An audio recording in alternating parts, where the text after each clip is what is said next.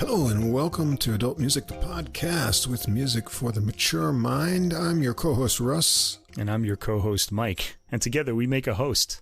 Yes. I guess. One host. And we're here on episode 129, bringing you the best of new releases in classical music and jazz. Last week's episode was a lot of fun.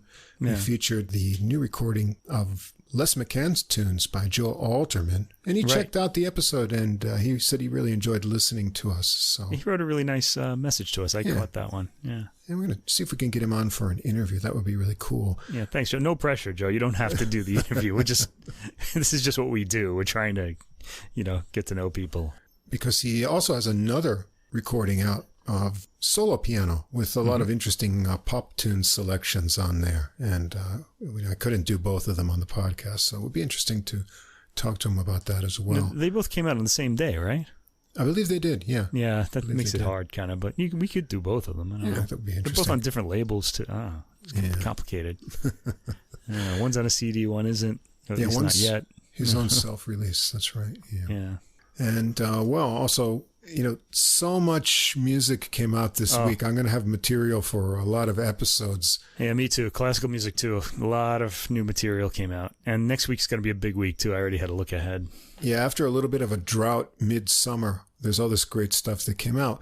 And so here's my little media rant for this week. So I was looking at some of the new CDs came out. One I was interested was on Blue Note. And I said, okay, that's cool. So let me check this out. And of course, we can listen to all this music on streaming now, which is great. It comes out right away, you can listen to it. Now, that's enough for most people, but we want to have at least CD quality, which we get on Deezer, not on Spotify in Japan.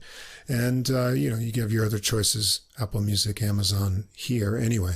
But we like to collect music too. So I thought, well, let me take a look and see what if I'd want this on CD, right? Just for my collection. Well, Amazon Japan doesn't have it in stock yet, so we're going to have to wait. So I went and looked on, U.S. Amazon, and I saw this new Blue Note CD. The CD price, $13.98. Yeah, that's reasonable. It's not bad. It's pretty good, right? You can also get the digital download of CD quality, $9.99. Mm-hmm. That's pretty cheap too, right? Yeah, no manufacturing there. I get that. Okay. Here's where things get sketchy, right? You can only buy the download if you're in the U.S. Oh. Okay. You can't do that, there's no download in Japan? Well, from Amazon not from Japan? Blue Note, there's not. All right. Oh, now, man. if you want the high-res download, that's 96 kilohertz, 24-bit, the price goes up to $17.98. That's ridiculous because that's more than the CD, and you get that on the CD, you would think, anyway. Well, you don't. You don't. You only Okay. get the CD bit, right? Which is half that. But here's the thing. If it was recorded at that high-res rate, they actually have to downsample it to sell you the CD or the CD quality download. It's an extra process. Right. So why do they charge you more for the original? That's scam number one. It's not only Blue Note, but this is just sounds an better, example, but that's right? ridiculous, yeah. So here's the high-res. If we convert that to the current rate conversion, that's 2,600 yen for the high-res download. But as I said, you can't buy it from Blue Note if you're not in the U.S. So I wanted to see where could I get this if I was in Japan. And there's one place you could get it, and that's through Onkyo. All right. Okay. Onkyo Audio Electronics doesn't exist anymore, but they still have, this music distribution service, which I see this triple yen sign coming up already. They must have some exclusive deal with distribution of these digital releases, right? Right. And so they offer it as a high-res. You can buy it. It's only 48 kilohertz, so it's not the same full high-res.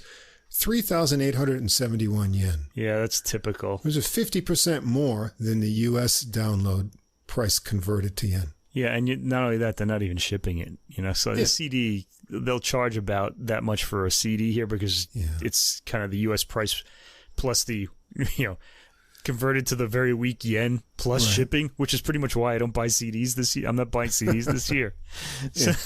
So I actually still am, but I'm buying a lot less. Change your marketing, record companies. We're among the few, loyal music fans who still spend money on music. Yeah. And we're getting price gouged for these kind of things. Are you going to complain that everybody's listening for free on streaming? Well, it's your fault. It's always their fault. I don't know. Anyway, that's the end. Anyway, there you go. Rant. We could do a whole... Actually, we could do a whole podcast about this. We could do that. You should just do another one every week and complain about something new to complain about. Music industry. Anyway, we got a lot to be happy about because we got a lot of really interesting music to introduce you to this week. We do, yeah. If you haven't checked out the playlist yet, as always in the episode description, you can find links to Spotify and Apple Music for all the music we're going to talk about. Also, at the top of the description, there's a link to the full episode playlist. You get all the music in one place at CD quality on Deezer. They also have podcasts there. You can get everything in one place if you want. Now, if you don't see the full description or the recording links aren't active wherever you listen to us, you can always come over to our host site, which is Podbean, podbean.com. Everything's clear and easy to follow there. If you enjoy the podcast, please follow us or subscribe wherever you listen to us. Tell a friend. If you have any music-loving friends, we can always get new listeners that way. Take a moment, give us a ranking or write a short review. That helps us get listed in the recommendations. We get more new listeners that way. Also, come over and check us out on Facebook. We've got a page there. You can get extra info and more new releases throughout the week. There's a lot of new jazz ones I put up there this week. See our interaction with the artists and any feedback that we get. And if you want to contact us directly, otherwise, you can also get in touch by email. Our email address is adultmusicpodcast, that's all one word, @gmail.com.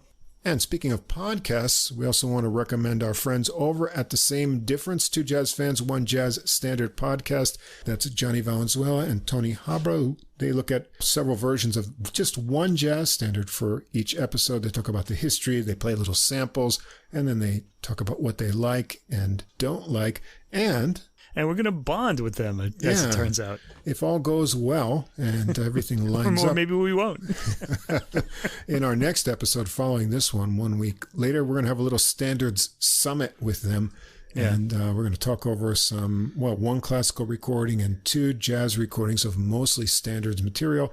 And bounce ideas off from each other and see what they think. So there'll also be a playlist up for that if you want to check that music out before the episode. That'll come up not too long after this episode is published. So, I'm really looking forward to that. Should be a lot of fun. Yeah, I think so too. Yeah, coming up next week. Anyway, let's go into this week, shall we? Our first recording I picked in classical, Mozart, because it's always good to hear Mozart, isn't it? Sure. He's my favorite composer, basically. Oh. Okay, because it's just so. When I hear Mozart, I suddenly want to hear all the rest of Mozart, because it's just so uplifting in a lot of ways. Even the darker works kind of, still put me in a good place somehow. I don't know. Anyway, these are the piano quartets, and this is very interesting. There are two piano quartets. One of them is a darker work, the first one, and the second one's a sunnier work. So you get kind of both ends of Mozart's sort of creativity here. And not only that, both of these works, they're very big works too, which is probably why you don't hear them all too often. I'm not all that familiar with them. Actually, I am, because I have a previous recording of this that I really like by, it's on Hyperion. It's by Paul Lewis and the Leopold string trio. Okay. So you got an ensemble and you got Paul Lewis. And I'm going to be comparing that one a lot to this one. That's the only other one I know, really, because I don't know. But this one is a new one, and I thought, I got to hear more recordings of this by Francesca Dego on the violin, Timothy Ridout on the viola, I hope I'm saying his name right, Laura van der Heijden on cello. Is that Laura or Lauer? I didn't, okay, I'm going to drop the A. And Federico Colli on the piano. Now, this is on the Chandos label. Now, I was attracted to this because of Francesca Dego, who's the violin playing I have on some other recordings, including some Mozart, and I really like it. She's got this big, nice, kind of burnished tone, and I thought this would be really enjoyable. Anyway, first of all, piano quartets. What's a piano quartet? It's a piano trio, so piano, cello, violin, with a viola. Okay, so it's not a string quartet because there's one violin missing. So it's kind of an odd combination of instruments, really. You don't have the warmer sounding though than a trio. Yeah, because you have that extra string instrument. But then you can get piano quintets, which is a string quartet and a piano, right. And that would be more. Yes, this is kind of odd because there's a violin missing. So it kind of makes the viola kind of on a similar level to the violin, which is kind of nice because the viola has a really interesting kind of darker sound. Anyway, let's get into this. The Piano Quartet number 1 in G minor, K478. G minor, the notes in the booklet say, is an unusual key for Mozart. He apparently didn't write too many works in this key, but there's some very, very famous ones in this key, including most notably, I think, Symphony 40, the one that goes da-da-dun, da-da-dun, da-da-dun, da-da-dun, you know that one? I think. I hope so. I hope I'm not confusing them, because I like Mozart a lot. I'm pretty sure. Anyway, this is a pretty dark piece. His G minor works tend to be pretty dark anyway. So now I'm thinking of that symphony because I just hummed it. Is this the one I'm thinking of? I'm trying to scroll through my Mozart Rolodex in my brain to remember which one I'm thinking of. Oh, by the way, if anyone saw the movie Amadeus, when the first time you see Salieri at the beginning, when he's dying in his old folks' home because he's slashed his wrists or whatever he did, you're hearing the G minor Symphony number 25 by Mozart when he does that, which is a more youthful work, but also very disturbing. All right, anyway, we have a piano quartet here in G minor, the first one. Let's talk about this. First movement, Allegro, is very long, 15 minutes, and I think we get a repeat of the exposition here. Now, first movements are sonata forms, so there's a lot that has to happen in a sonata. You have to hear the theme twice in a stereotypical sonata. Anyway, there are different kinds.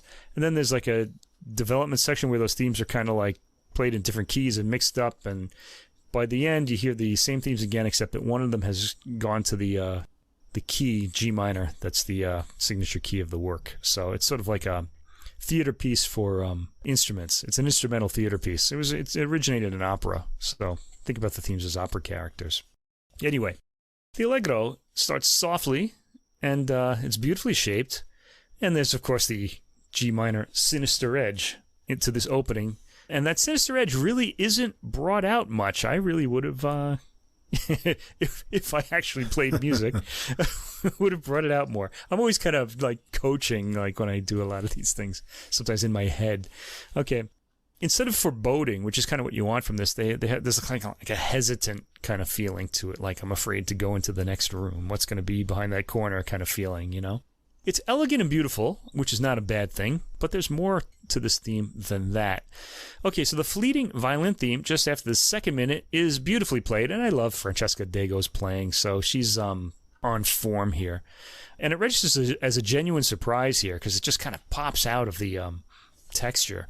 This repeats in the piano afterwards, that theme, and at 3:08 we get a full repeat of the opening, and it has a bit more of a sinister overtone the second time we hear it, with a hush in the strings leading up to 3:30.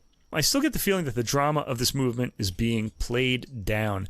I should mention that the recording is admirably transparent, and the listener can zero in on any instrument he or she wants. We're in the development section at 6 minutes 15 seconds. The piano's harmonic wanderings have a Lost in the Woods type of feeling that's appropriate for this movement. Once the strings come in, they're more elegant than agitated. They're kind of like a lady whose biggest fear is ripping her ball gown on a branch or something. You know, I think there's more at stake than that in this music. Anyway, at 7:37, there's an entertaining false recapitulation that starts unexpectedly going its own way. In the 9th minute, we hear that surprise violin theme from the 2nd minute and get some development treatment here. It doesn't hang around long to hear either. It's great composing, of course, because we want to keep hearing it. So Mozart is really great at that. You hear this theme and that goes away and you still want to be hearing it. At 10:14, we shift into another key unexpectedly, stay there for some stable harmonic moments. Harmony starts moving again. At 11:33, we finally get the opening theme again after a long, harrowing walk through the 18th century harmonic woods. And all feels a lot less sinister now, and even bubbly at times. The ensemble does this emotion well. There are darker harmonic turns at times, but they now seem like memories. The violin theme is heard one last time at 13 minutes with some intriguing accompaniment and other strings. The orchestration is subtly different, and we hear the opening theme stated one last time in a coda.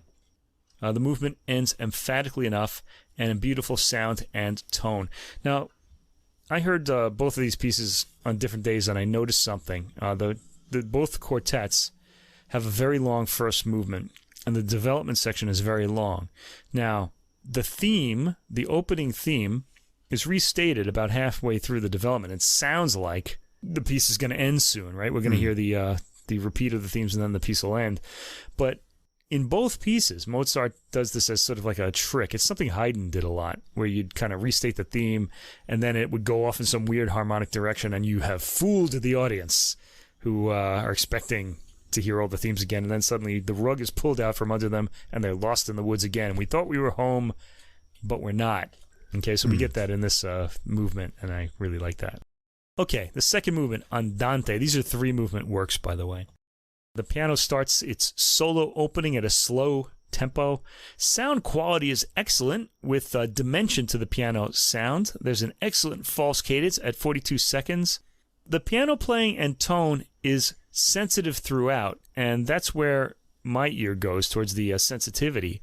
The strings will sound fine, too. It's just that the piano is given so much space by Mozart here. And in the second minute, new keys are explored via the material. The piano having so much space means he's carrying the material, and everybody else is going to have to kind of come in the way he plays it. And he's playing this very, I use the word sensitively, but I think it's a little too sensitively, really. So everybody's got to come in really kind of carefully. Anyway, the tempo chosen here and the overall approach makes the playing sound tentative, like it's edging toward the side of a cliff to have a look, but it doesn't want to fall off. So it's not.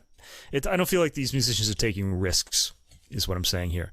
The opening melody, you don't have to take much of a risk in this, but I think you want to make it sound a little risky, The opening melody repeats the strings at 5:15 with the piano answering, so the roles are reversed. Nice composing there.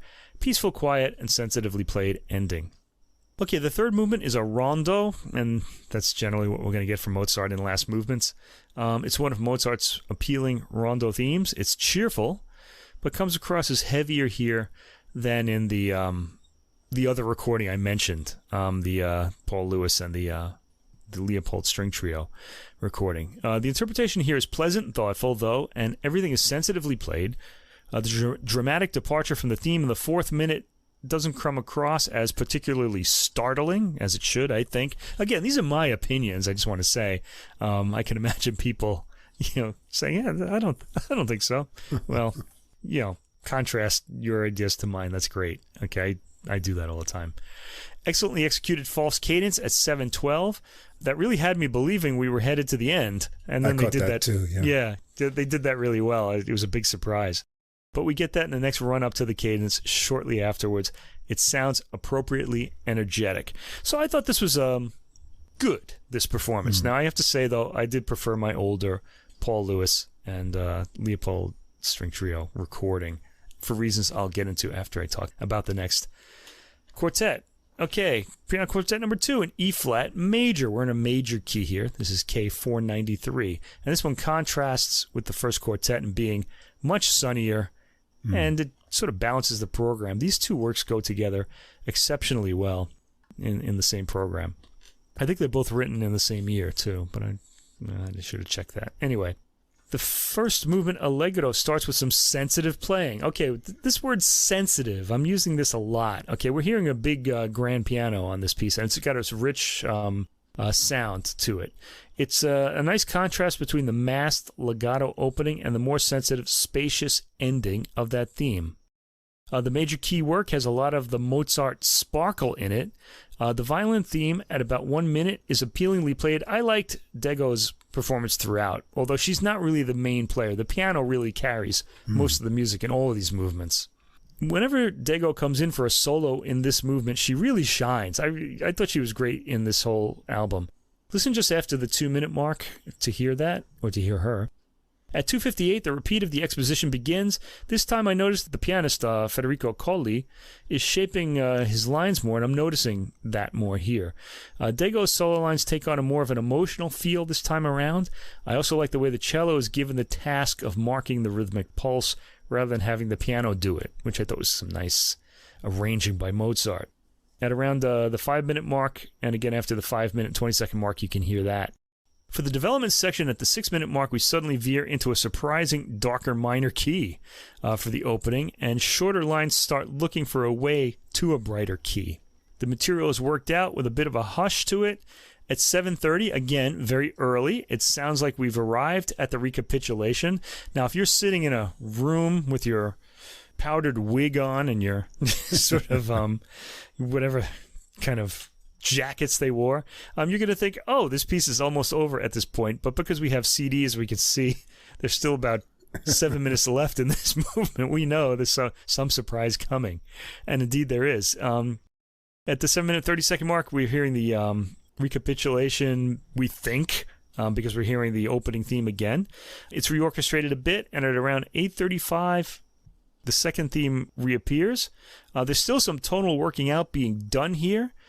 And, of course, we're asking ourselves, is this still the development section, or is it the recapitulation section? Oh, I don't know. So we're all confused, just like Mozart wants us to be. And also, I want to mention, just like the string quartet players in Mozart's time would have been, or the piano, actually only the pianist would know, because he sees the whole score. The string players only get their line, so they don't know what the other musicians are going to play. And so if you're sitting around with your friends playing string quartets in your house, and some weird harmony comes out, it's going to be something that's going to startle you as the player as well, because you don't really know what's coming. Anyway, food for thought there. Okay, so we arrive at a cadence at 9:20, which makes the distinction more confusing still. After this, another theme begins, leading to the cadence at the 10-minute mark. At 10:27, there's a cadence, after which we get a coda that surprisingly brings us to the minor key again. There's some development happening here as the opening motif climbs into different keys, trying to extract itself. By the way, I said there's a coda. It's not a coda. It's still the development section. Don't mean to confuse you. At 11:26 or so, the opening theme tries to assert itself, but the developing themes continue afterwards. They're not done yet with their transformation. Okay. I feel like it's someone at the gym saying, I got my workout, can we go home? And the rest of your friends are saying, no, we still got to do more exercise or something. The ensemble do well to unpack all of this. At 12:10 or so, we get an emphatic statement of the opening theme, so we're finally arrived, and we seem to be getting a proper recapitulation here, and we realize that all the familiar material from the 7-minute mark was just development. Actually, we kind of figured that out earlier. Crafty composition by Mozart, something Heijden and Beethoven would both appreciate. They both did this sort of thing at times, especially Heijden. A similar pattern is followed in the previous piano quartet, so there's a little coda at the end. Okay, now the second movement is a larghetto, very pretty opening theme, played by a very quiet piano. And perhaps a little too quiet. I felt like this opening was so quiet that it almost had like a kind of preciousness to it. It works fine, and the rest of the ensemble play with a hush during the whole opening. At 2:42, we get a repeat of the opening, taken with even more overtly sensitive preciousness than the opening was. And for me, it was too much. I really felt like I had to go over to my Paul Lewis recording and listen to that.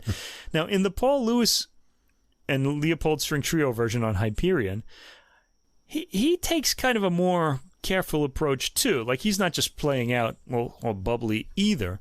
But I feel like there was more life to that than this. I feel like it's not that there's not life to it. It's just that it's so quiet and so careful that I just kind of, felt like I, didn't want to breathe because I might miss something or something like that.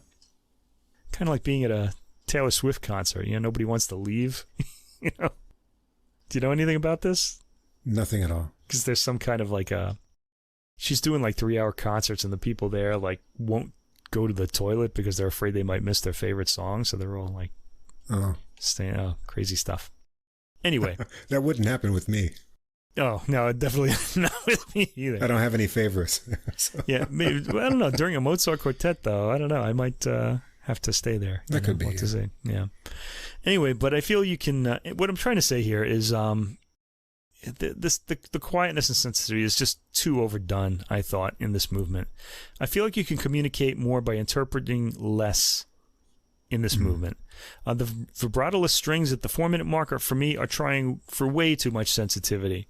There's a nicely taken departure into a new key at 450 by the piano, led up to and executed effectively. This material is developed, and if you can imagine it, the opening theme comes back at the 10-minute mark with a more precious feeling to it still. Maybe after all the development stuff, it just sounds that way. It's overly sensitive, like the pianist is handling something that can be shattered at the slightest wrong move. Okay, that's the feeling I'm getting from this. The piano's ending line has a nice false cadence that one can almost miss, given how quietly he's playing it. It ends well enough with the ensemble gently laying down the final chord. I would have liked this to have been played a little more straightforwardly instead of trying to get that really sensitive sound. I wrote delicate in my notes. Yeah, it's too delicate, though, I thought. It was overdone. Now, again, the Paul Lewis one he doesn't go for delicacy, but he does go for a kind of sort of slower tempo, I think. He's not as free as the Leopold can be when they're on their own. Anyway, that's another story. I don't want to get into that. But the third movement, Allegretto, the piano starts this, gets some good rhythmic spring out of the theme.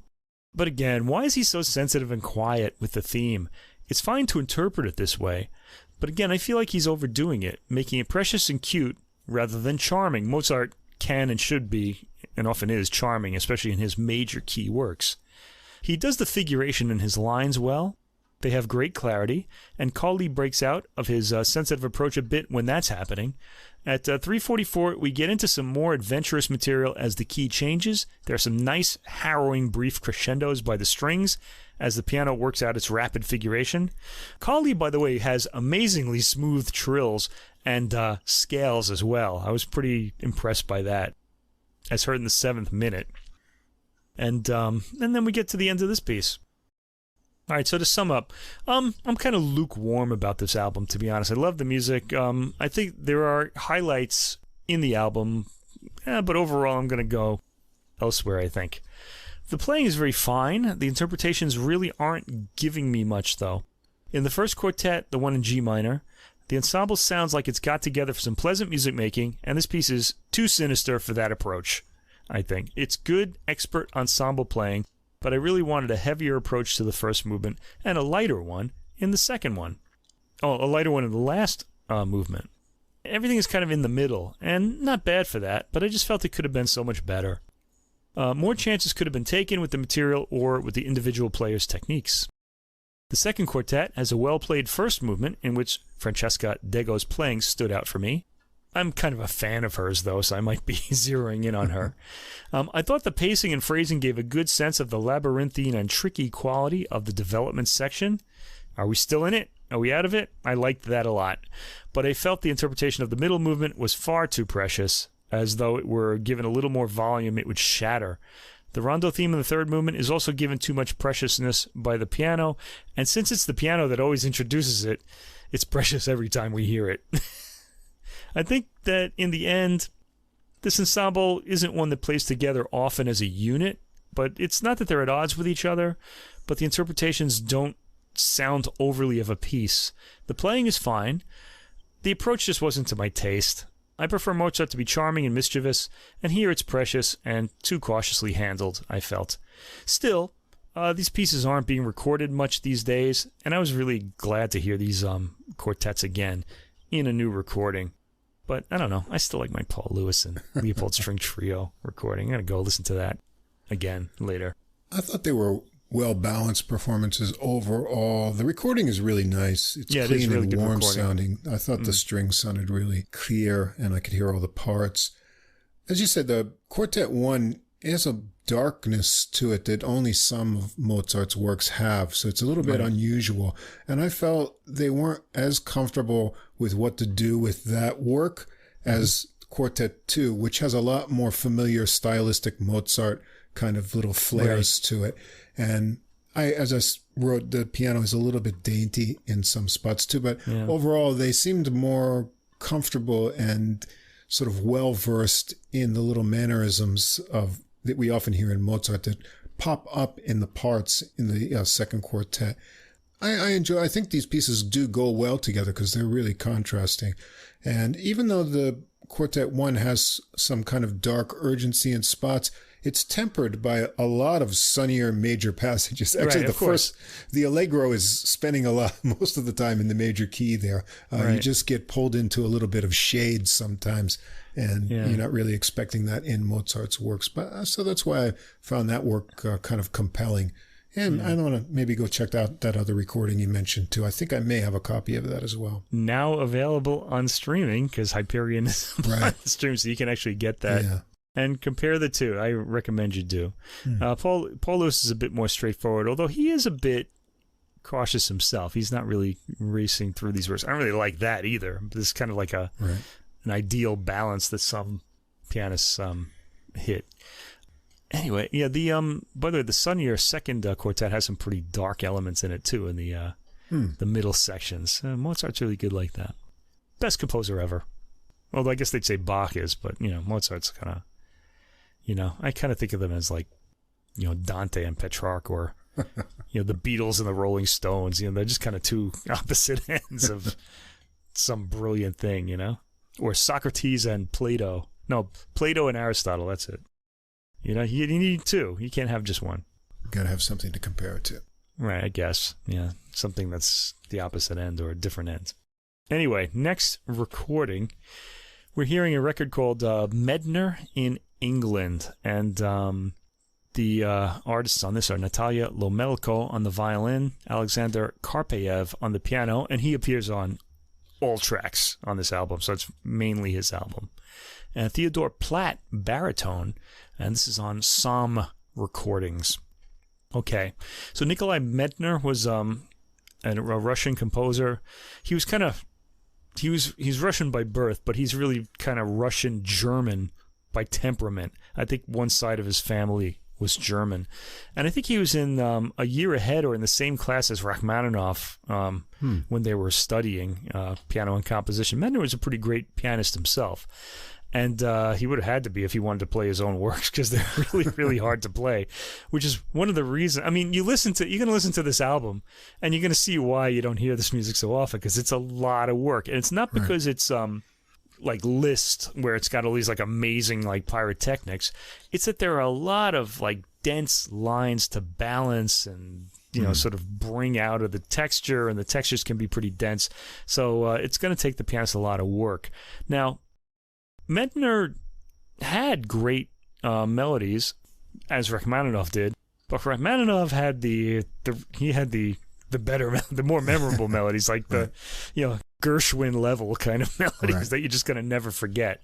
So he became the more famous composer, and for various reasons, not just because of the melodies. But Rachmaninoff always admired Medtner and saying he was like the greater composer, and the reason why is because of the formal layout of his compositions. One person once said that it sounded like Medtner had sonata form like implanted in his mind at birth, like he was born with that form in his brain, and he's just always like did it so well. So people really admire his music, but it doesn't get played as often as it should. A lot of younger pianists now are starting to play it. Marc-André Hamelin famously made a recording of all of his sonatas, and then other pianists started coming out with a sonata here, a sonata there, and we're hearing some great recordings. I'm going to recommend Stephen Osborne's amazing recording of Medtner's Sonata Romantica for the solo piano, and also we like Yevgeny Sudbin. Yeah. He did all the piano concertos, and he also did an album of some of the sonatas as well, and those are pretty great. And then we have this one too, which is a really amazing performance of the Violin Sonata No. 3 in E minor, Epica. So I saw these Russian names on this album, Karpeyev and Lomeiko, and I was really happy about that. I was like, we're going to hear Russian people playing Russian music. You tend to be, if there are any idiomatic things in the music, people born in that culture tend to pick them up right away. Right. Okay, so French musicians will be really good with, timbre. They'll kind of have an instinctive understanding of what to do when certain situations come up. And I think this is true of Russian music too, which sounds very Russian. Now, like I said, Medtner's music has a lot of German elements in it too, so there's kind of an odd balance here. He's a little like Tchaikovsky that way, because Tchaikovsky, famous Russian composer, but he was he studied in like the German composition school, so a lot of the the other Russian composers kind of saw him as sort of the enemy, like whereas Mussorgsky and Borodin were trying to come up with a uniquely Russian kind of music in the 19th century. Tchaikovsky was the most famous because he was another guy who was gifted with great melodies. Anyway, this Sonata Epica, Violin Sonata number 3 by Medtner in E minor, is 44 minutes long, and that's really long for a chamber work. All right, that's a long time to be hearing a violin and piano together. So it's a good title, Epica. Medtner himself in the notes is quoted as saying, or was quoted as saying, "Whoever heard of a short epic? Well, if there is one, we're not going to hear it here." Anyway. Now, I'm going to talk about this. I'm going to say right away, I find it hard to talk about a Medtner score because there are so many subtle musical events that go by so quickly and give such pleasure, and I'm incapable of isolating them.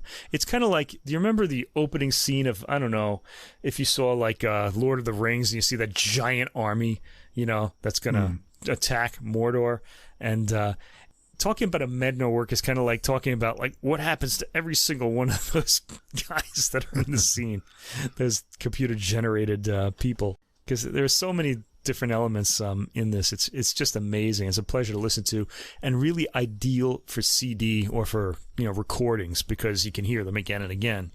This is a hard piece to play. You could just hear it, and it sounds like Lomeiko and Karpeyev put a lot of work into this because.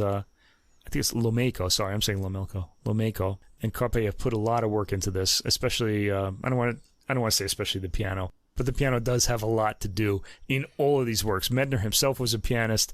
He wrote almost exclusively for the piano, like Chopin, and even in the songs, like a lot of the when the singer isn't singing, the piano is like just going off, as we'll hear a little later. But that's true in the violin sonata too. The piano is very much an equal, if not more involved partner in this work, but the violin is integral, of course, to the work. Anyway, this starts out with an introduction, the first movement. It's a 4-movement work, which is also a lot for a violin.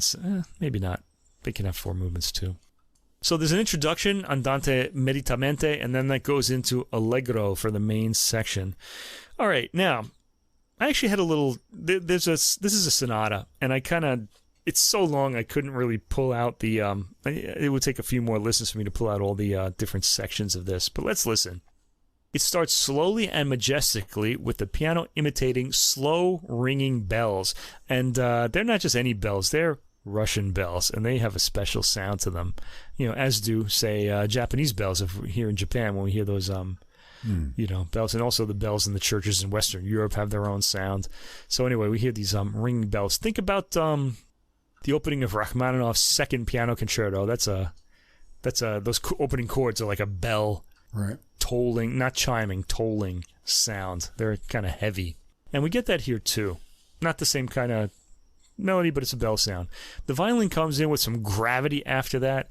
I love the whole grave, heavy feeling that the two produce in this introduction. There's passion and melody in there, and it's just such a pleasure.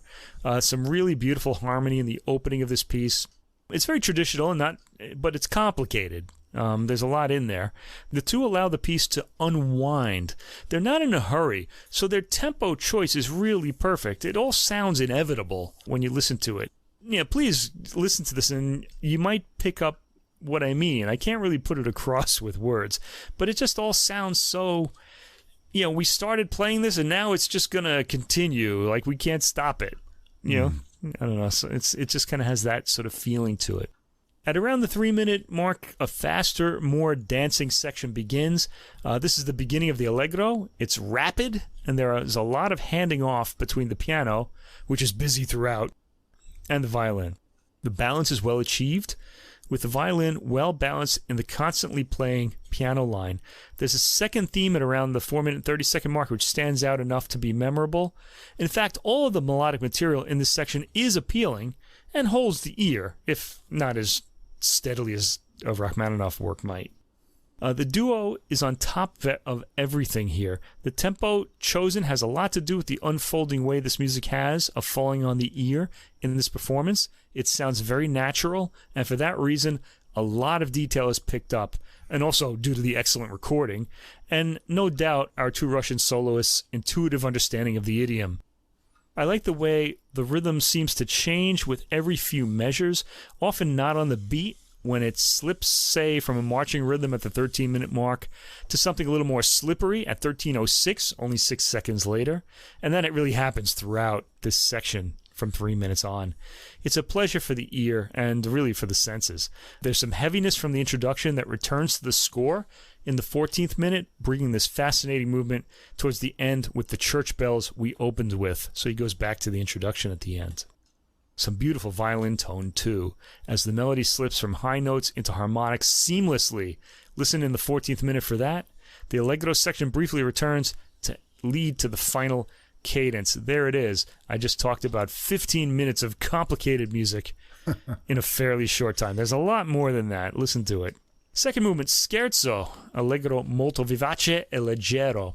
This has an intriguing opening with double-stopped chords on the violin, as the piano plays a slippery staccato line underneath. Very much an accompaniment here, for a change. Anyway, he quietens his volume. The piano will often double and take over the violin's line briefly, and you really have to have a quick ear for that. It just happens really... It's almost like this little kind of sound pleasure that you get, and you don't even have to really be hearing it to have it give you that sort of like little chill of pleasure. You just kind of sense it. The interplay between the violin and piano. And the interplay between these two musicians is fantastic. This sounds like by no means like an easy piece to play. There's a lot to think about, and the duo bring out so many details and interactions here that this will repay repeated listens. The speed taken is pretty fast, making this all the more exciting, as there are sections where one instrument will fill in a part of another's line. The melody at 4:30, which we've heard earlier, is touching in this context. We come out of it with an increase of tempo that brings us back to the racing material. The third movement, Andante con moto, the slow movement. Even the opening piano chord surprises with its additional harmony. I can't tell what it is, but it sounds like there are color tones in there outside of a seventh. It kind of sounds like a bigger chord than just an added note. The violin comes in with the heavyish, brooding melody. The violin has some dark colors in its tone, which is partly due to the range Medtner is writing in. At 2:36, the piano has a solo as the violin accompanies with sharply taken pizzicato chords. The violin then takes over. As so often in this work, the instruments trade the melodic line back and forth. This would seem to be a series of variations, all of them inventive and especially rhythmically interesting, but in a very subtle way. Again, interplay is fantastic, and there's apparently, I should have looked this up too, there's an overt statement of a Russian chant midway through the movement called, the chant is Christ is Risen, and it's further developed in the final movement. You could probably look that up on YouTube, hear a chorus singing it so you can get the melody and identify it. In the fourth movement, Finale, Allegro molto, there's another really intriguing opening with bass notes in the piano and a popping high pizzicato in the violin. All four of these movements open with really interesting sounds. I was pretty drawn by that. The opening sounds harsh in this movement and finally gets into some kind of dance with winding figuration at the end of lines. Again, the material and configuration of it between the violin and piano change quickly, so keep your ear glued to the speaker. This again is expertly played. There's a sweeter violin melody after 132, but notice on its repeat how the harmony starts veering towards something else. In fact, this rather long final movement veers between Russianness and something more mundane, and also works in the Christ is Risen melody in various harmonies and permutations. It's a lively movement, some great playing of an amazing composition. The ending material is teasingly stretched out over the last 2 minutes, and it all ends on a rather casual, quick ending chord. It's also unexpected. Okay, so tracks 5 and 6, we get a piano sonata, the Sonata Idyll in G major, Opus 56. Now, every one of Medtner's piano sonatas is highly complicated, and this was the last one I think he wrote, and he was trying to write an easier one, and he said he found it difficult to do. It does sound a little more spacious than a lot of his works can be. Anyway, it's nice to have this recording of this. The only other performance I've ever heard of this was the one by Marc-André Amelin on his survey of all of the piano sonatas, so it's nice to have something to compare that to finally. The first movement is a pastoral, allegro cantabile. It's really very simple in nature. The beginning of this solo piano piece is rather simple in contour. The pastoral title would suggest that. A lot of it is note against note. It's very pretty and unwinds beautifully in Alexander Karpeyev's performance.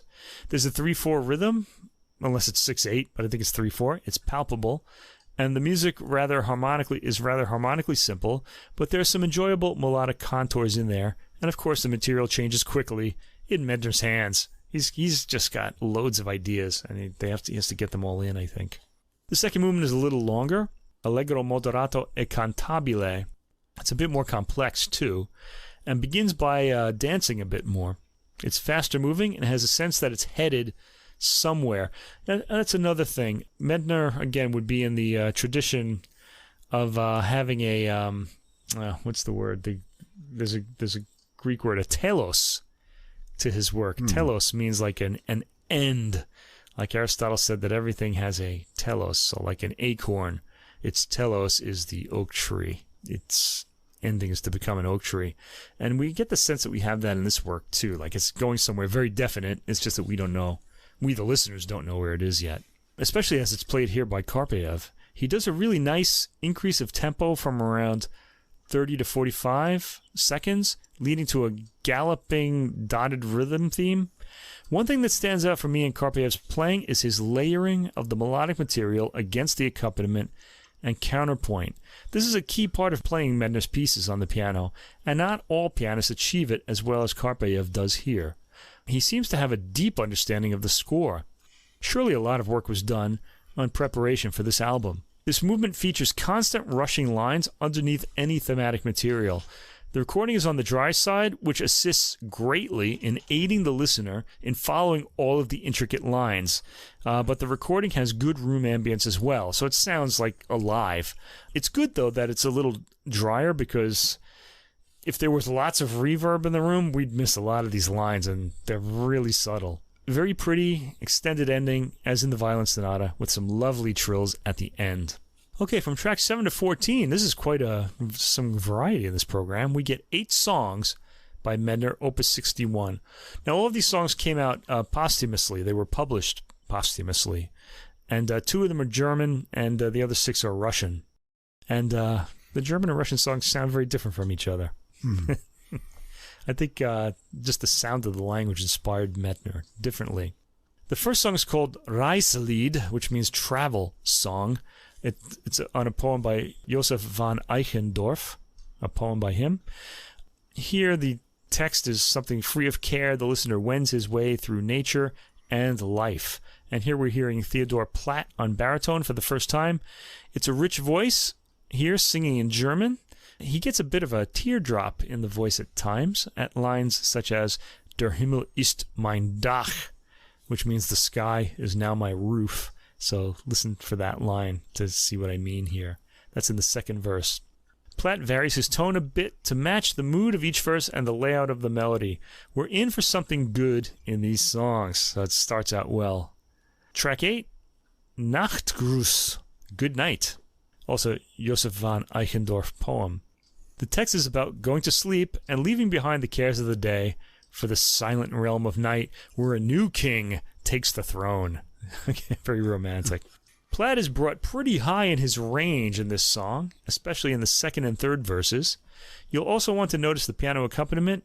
Medtner always has the piano heavily involved in the narrative line of his compositions. We get to the Russian songs next. There are 6 of them. Track 9, What is My Name to You? The titles are given in Cyrillic. Even if I could read them, I wouldn't even try to pronounce them. I need a Russian friend to help me through this. Anyway, this is a Pushkin poem. The words are given in Cyrillic in the booklet with an English translation. Now, the voice really seems to deepen here, as though the Russian language has depths to plow. And I think Medtner might be writing in the lower range here, too.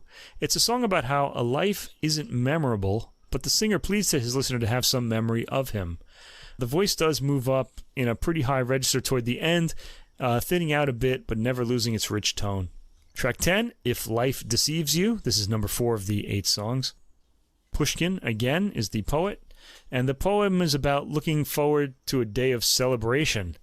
The present is joyless, the heart lives in the future, everything will pass, and in the future, those past things will be cherished. It's a nice sentiment, really.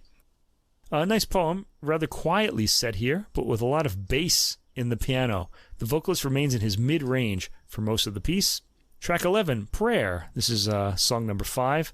The poet is Mikhail Lermontov, and he talks about a prayer that can relieve the burden of the soul and bring lightness.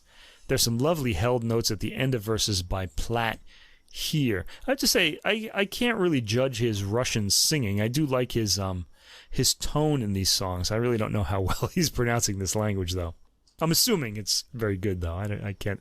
It doesn't sound English, is what I'm saying. It sounds, you know what I mean? Because we heard the Rachmaninoff Vespers earlier in the year, and I thought it wasn't Russian sounding enough, you know. But that's not the case here. It sounds pretty good. Track 12, Noon. This is number 6 of the songs. Poet is Fyodor Tyutchev. This is a nature scene painting a sleepy picture. The piano lulls you, and the vocals are deep but on the softer side. Track 13, Oh My Foreboding Soul, song number 7, Tyutchev again. The text speaks of the worry of the soul, which inhabits 2 worlds, daytime, reality, and dreams. The vocalist carries a lot of the song, but there's a section where the piano is pretty busy and accompanying. There's a beautiful climb to the ending chords on the piano, too. And in track 14, Repose, this is song number 8, the poet is Tyutchev again. The rippling piano lines open this. The repose comes from the soul being carried away by a greater wave than life, as water is carried away by its rushing. Platt is very good in these Russian pieces.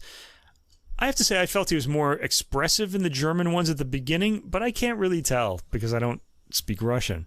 I don't really speak German either. I know enough of it, though, to get it. I've heard enough German songs in my life. Anyway, at the end, this is an amazing performance of the violin sonata, the best I've heard, and I have 2 other recordings of this. One of them is by Chloe Hanslip on Hyperion on the violin. I forget who the pianist is on that. But that's a pretty great performance as well. But I really loved this one. I think this is the best one I've heard. Lomeiko and Karpeyev are on top of every intricacy in the score and bring it to vivid life.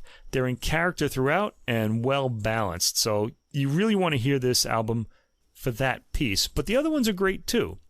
The piano sonata is beautifully performed as well, with all of the voices in balance. It's short and not as complex as the violin sonata, but pays dividends too. The songs are all expressive. I found Theodore Platt to be more expressive in the German tunes, but that could be because I don't know Russian. Medtner clearly sets Russian text differently than the German ones, where he heads to the higher range more often. This is one of the better sets of Medtner performances out there, and we get a rare performance of some of Medtner's songs. This is unmissable if you're interested in the composer, and if you're not, I'd encourage you to hear at least the violin sonata anyway.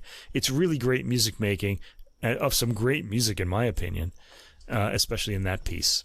I'm most familiar with Medtner's piano works, although I have heard this violin sonata before. It's a huge work, as you described, but I was pretty captivated by it, mostly because of this great violin tone here, and the interpretation was really enthralling. I didn't feel it got sort of bogged down in all the intricacies of the lines. It seems to be going somewhere all the time, and I was right there following it through. So excellent performance, as you said. The sonata is interesting. It's kind of like he tried to make a lighter work, and that worked for the first movement because it has a lot of pleasant melodies and spaciousness. The second movement is really different in character. It's quite rhythmic, and I sense this kind of forward pushing feel through it, which was kind of interesting. So that, I really enjoy Medtner's piano works in general, so this was no exception. The songs here I found rather brooding in character. They are brooding. I did enjoy I kind of expected that, though. I liked Platt's voice quality a lot, and a lot was required of him in different registers, and so I thought he was quite good. I highlighted track 12, Noon, as kind of unique. It has these kind of dreamy harmonies, almost a bit impressionistic, and creating this kind of scene. The words match that kind of feel. So I thought that one stood out to me as something a little bit different from the others. All right. So yeah, discover the music of Nikolai Medtner. Okay, now the next album is going to have to be one that we're going to have to name this episode after because it's really unique. It's called Dependent Arising, and it's a set of 2 violin concertos. The violinist is Rachel Barton Pine, a favorite of mine. I would recommend listeners to check out her sonatas and partitas for solo violin by Bach. They're spectacular performances. And also, she's done a lot of recordings of Black American composers. So she really championed their music, which was forgotten for a long time and is now making there's a revival for it now. Now, more and more people are playing it. But she was really a pioneer there. And now here she is playing a contemporary work as well as a Shostakovich violin concerto. She's accompanied by the Royal Scottish National Orchestra, conducted by Tito Muñoz. And this is on the Cedille label. And at the moment, it's not on a CD. There's only a download. And that's a shame, because this is one I'm going to want to own, because I felt this album, it was really good. And it's also unique. It's one of these like standalone recordings that you really want to have. I think about the Arvo Pärt Chamberworks album on ECM Records with Keith Jarrett playing on it. Just something, it doesn't sound like any other album of his music. And this one kind of had that effect on me too. Let's talk about the works first. Now, I'll tell you what we're going to hear. We're going to hear Shostakovich's Violin Concerto No. 1, and then we're going to hear a work by contemporary composer Earl Manine, who's also a heavy metal musician. I think he's got a band. He's from Queens. His band is called Resolution 15. And this is his violin concerto, which has a lot of heavy metal influences in it. I'm sure you want me to get right to that, but let's wait, because let's talk about the Shostakovich first and just go in order. The first 4 tracks are Shostakovich's Violin Concerto No. 1 in A minor, Opus 77. Now, Manine writes, I hope I'm saying his name right, Manine? Okay, I'm going to say Manine. He writes the notes, and he's not a music scholar, but probably because of that, he's more insightful than most when he talks about the music, because he is, after all, a composer. Now, he kind of apologizes in the notes, I don't know as much as these scholars do. That's really not true. Scholars get sort of locked into their idea of things, and they generally don't hear a lot. I often like it when composers write notes about things, because they have like a practical working sort of understanding of what's happening in music in general. They have more of a fluid and less of a rock-like kind of way of sort of talking about it. Anyway, when he writes about this Shostakovich concerto, well, first of all, Barton Pine says that Shostakovich is perhaps the most beloved composer of metalheads, of which she was one when she was a child. So she learned the violin while she was headbanging to her favorite metal bands. Shostakovich's music is often defiant in the face of oppression, and that may be the basis of its appeal to metal fans. And Manine himself relates his first experience with Shostakovich's 8th String Quartet. I don't know if listeners know that one. It's a famous one. It's really, like, brain-changing. It's harrowing. It's in a way, you kind of get this horrified feeling when you hear it, and there are no words in it, but you kind of get the message. It's just that well composed. It's a piece with a level of alienation and fraught psychology similar to metal and hardcore punk, is what he says. When Shostakovich wrote this violin concerto that we're going to hear on this album, he had been denounced for the second time, accused of formalism, in quotation marks, by a Stalin lackey. And in this piece, we can discern in the violin part a troubled protagonist struggling against unbeatable, sinister forces. Shostakovich held on. This is really the opposite of Beethoven. Shostakovich held on to the concerto for 7 years, and David Oistrakh finally gave the premiere 2 years after Stalin's death. They had to wait for Stalin to die before they wrote this, before people were able to hear this piece. And in a way, it's sort of about his state, Stalin's, the state that Stalin ran. The first movement is a nocturne, and it's marked moderato, and its key feeling is desperation. Now, I want to talk about Manin's notes, the composer, Earl Manin, because he's really insightful. He indicates that he's a violinist as well. He plays violin in a metal band, go figure. When he studied this piece for a competition, his teacher said he didn't observe the pianissimo marking indicated for large sections of the movement. In other words, he was too open with the dark emotions. He played them for all to see and hear, where Shostakovich wanted pianissimo to demonstrate the intensity of repression, and so playing it loudly was out of line with the understanding that in Soviet Russia, people spoke their minds maybe only to their intimate partners at night under the covers. And that's what's being put across in this piece. Let's keep that in mind when we hear these pianissimo passages. Anyway, in Barton Pine's performance, it starts with her entering quietly after a set of two-note phrases in the strings. It's a sad opening theme. Here as elsewhere, she's got a beautiful, rounded tone and conveys a lot of expression through it. The violin has been pretty much building on the two-note opening pattern in the strings. A crisis point is reached at about 2:25. It tapers off immediately afterwards. Gorgeous, satisfying cadence is heard at 3 minutes and 10 seconds, after which the music continues toward another crisis reached at 3:45, also fairly quickly tapering off. There's a lovely muted theme in the 5th minute in the violin, with the orchestral strings even further muted. The whole passage shimmers, but not in an enchanting way. There are harp harmonics heard at the beginning of the 6th minute. The woodwinds come in the 7th minute for some foreboding harmony. The violin moves to double stopping here as the strings swirl upwards with it. There are some odd dissonances in the violin, as if it's untuned or losing its tuning, but that sound is fully intended by Shostakovich and Barton Pine here. That happens at around the 8th minute. We arrive shortly afterwards at the two-note patterns heard at the beginning of the movement. The ending features a very pretty, slow harp arpeggio upwards as the violin ends on a note in its highest range. The second movement, Scherzo, has sort of that goofy, sort of cynical rhythm that it's kind of like satirical humor, I guess, or kind of cynical humor that ironic humor, let's say, that Shostakovich used in a lot of his works. And this comes across as a social justice protest. There's a bit of gallows humor in the beginning with the flute and bass clarinet bouncing around. Now, we're big fans of the bass clarinet in general, but here it's used in a kind of...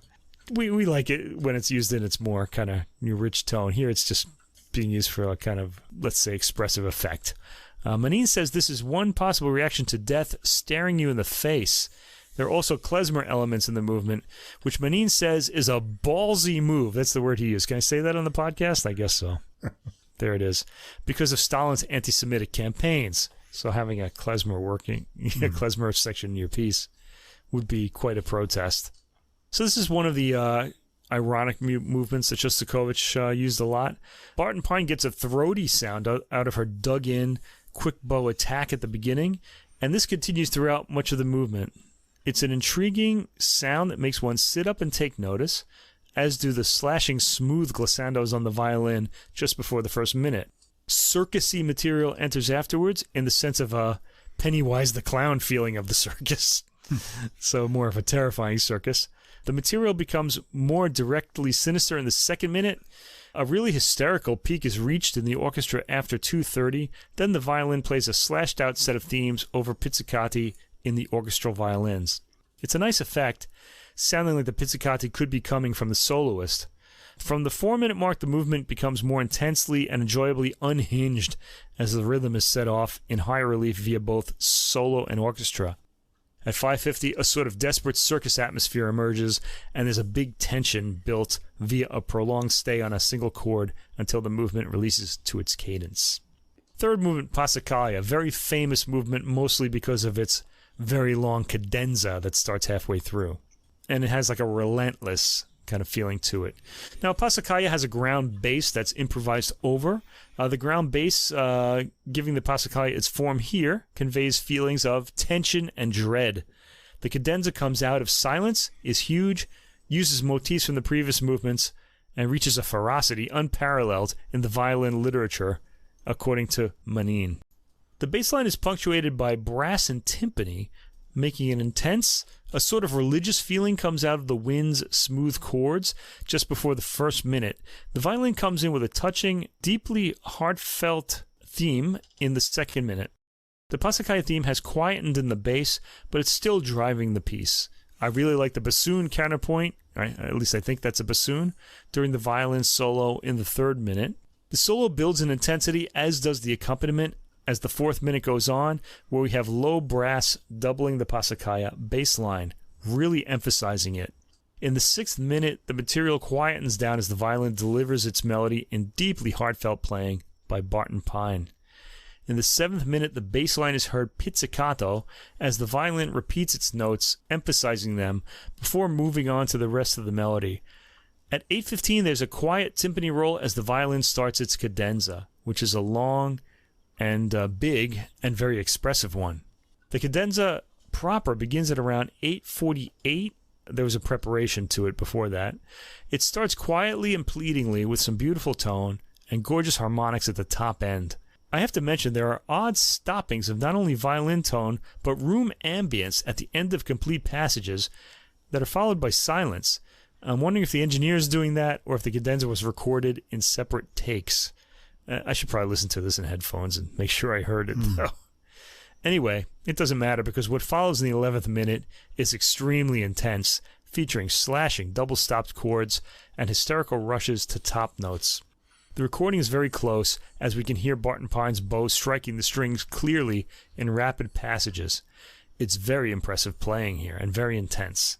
The fourth movement, Burlesque, starts and opens with a tutti because the original soloist, David Oistrakh, requested that he be given a few minutes to wipe his brow after the cadenza, which is very intense. Anyway, Menin says he loves the grim, relentless sarcasm of this movement. The presto ending is based on a motif drawn from the Passacaglia. It's a sudden speed-up that's also used in metal music to indicate a ramping up of intensity. The violin line suddenly stops as the orchestra comes in with this cartoonish opening. Then we hear the violin playing swooping, wild lines. The hairpin turns required of the violin in this movement are mesmerizingly played. The orchestra is right on top of her all the way in the accompaniment, especially impressive in the third minute's pizzicati and raucous follow-up.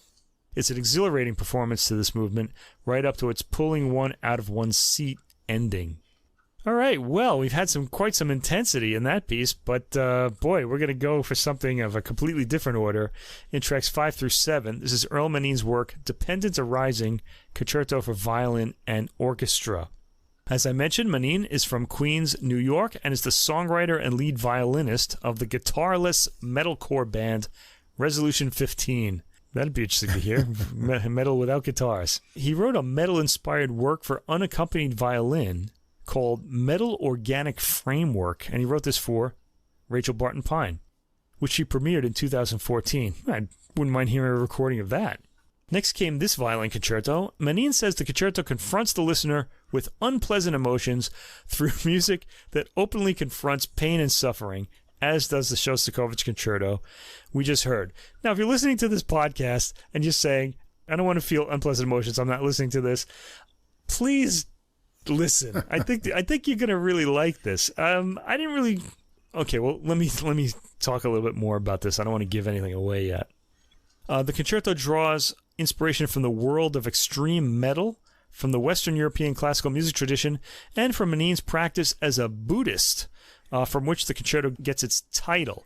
Now, for me, these unpleasant emotions that he talks about, if you practice Buddhism, they're not really terribly unpleasant. You just kind of get used to them. I myself have done quite a bit of Zen Buddhism in Japan. It's one of the reasons I came here. So I kind of was really eager to hear this piece because of its Buddhist sort of feeling to it. Now, Menin is going into these really... Zen is more about nothingness. It's a little different than what he's talking about here. He's a little more traditional in his Buddhist practice here. Menin says the concerto is a musical statement based on the Buddhist concept of all things arise in dependence upon other things. So that's where the title comes from, Dependent Arising. Nothing in the universe, or any universe, happens independently, and all things lack self-existent substance. There is no cessation, no production, no annihilation or permanence.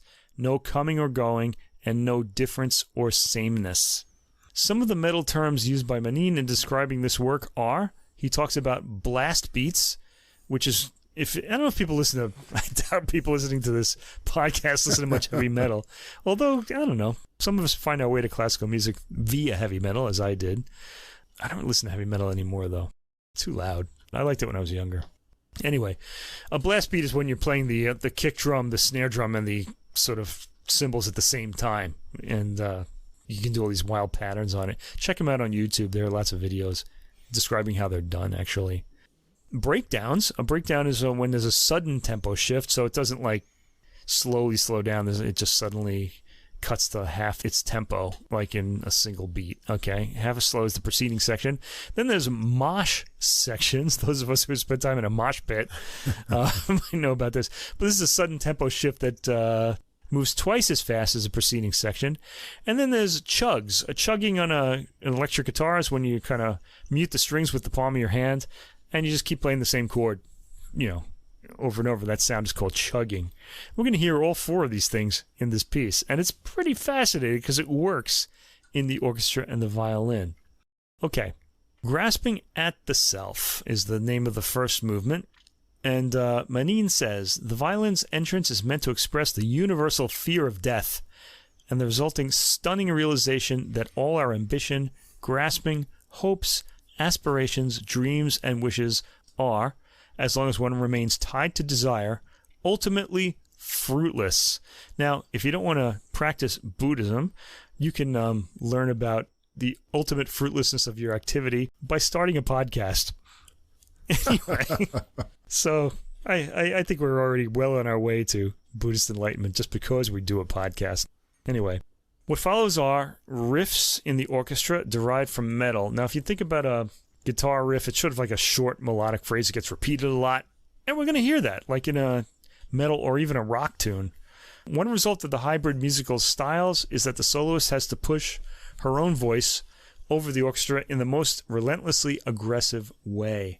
Now, the recording helps her, I think, a little bit, too, because she's placed forward, I guess, by the microphones. But she gets a pretty powerful tone and some really ugly sounds, too, in this piece, which was just fascinating for me. Anyway, the piece starts quietly with distant timpani. The opening violin is striking. The orchestration at first is eerie, and the overall sound is disorienting. It's compelling right from the start. Now, the violin has a lot of double stops. We hear what would be a mosh section at about the 1 minute mark, then a breakdown followed quickly by another mosh section, all from 1 minute to 1 minute and 30 seconds. So if you want to get those terms under your belt, you can just listen to that 30 seconds and hear what it means from what you hear in the tempo there.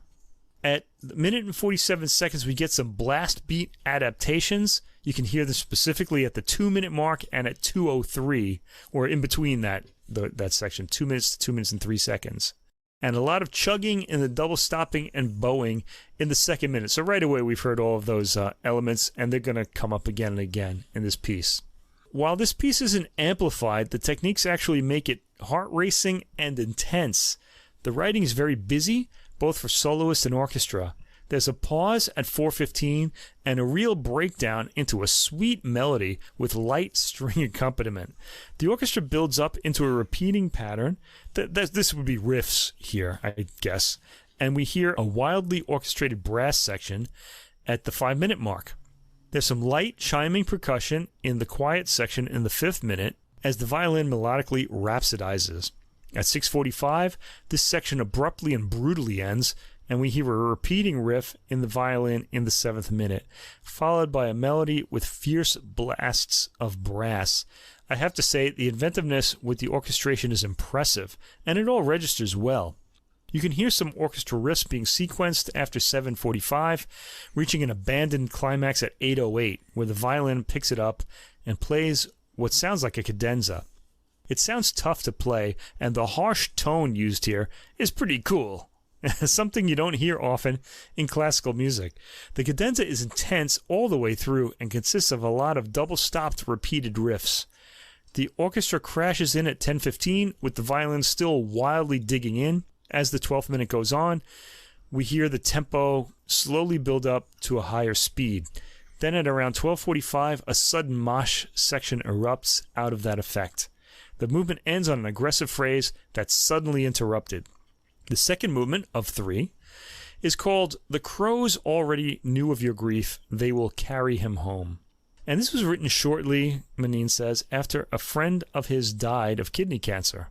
In early Buddhism, monks would sit in meditation at a graveyard where bodies were left to decompose in open air.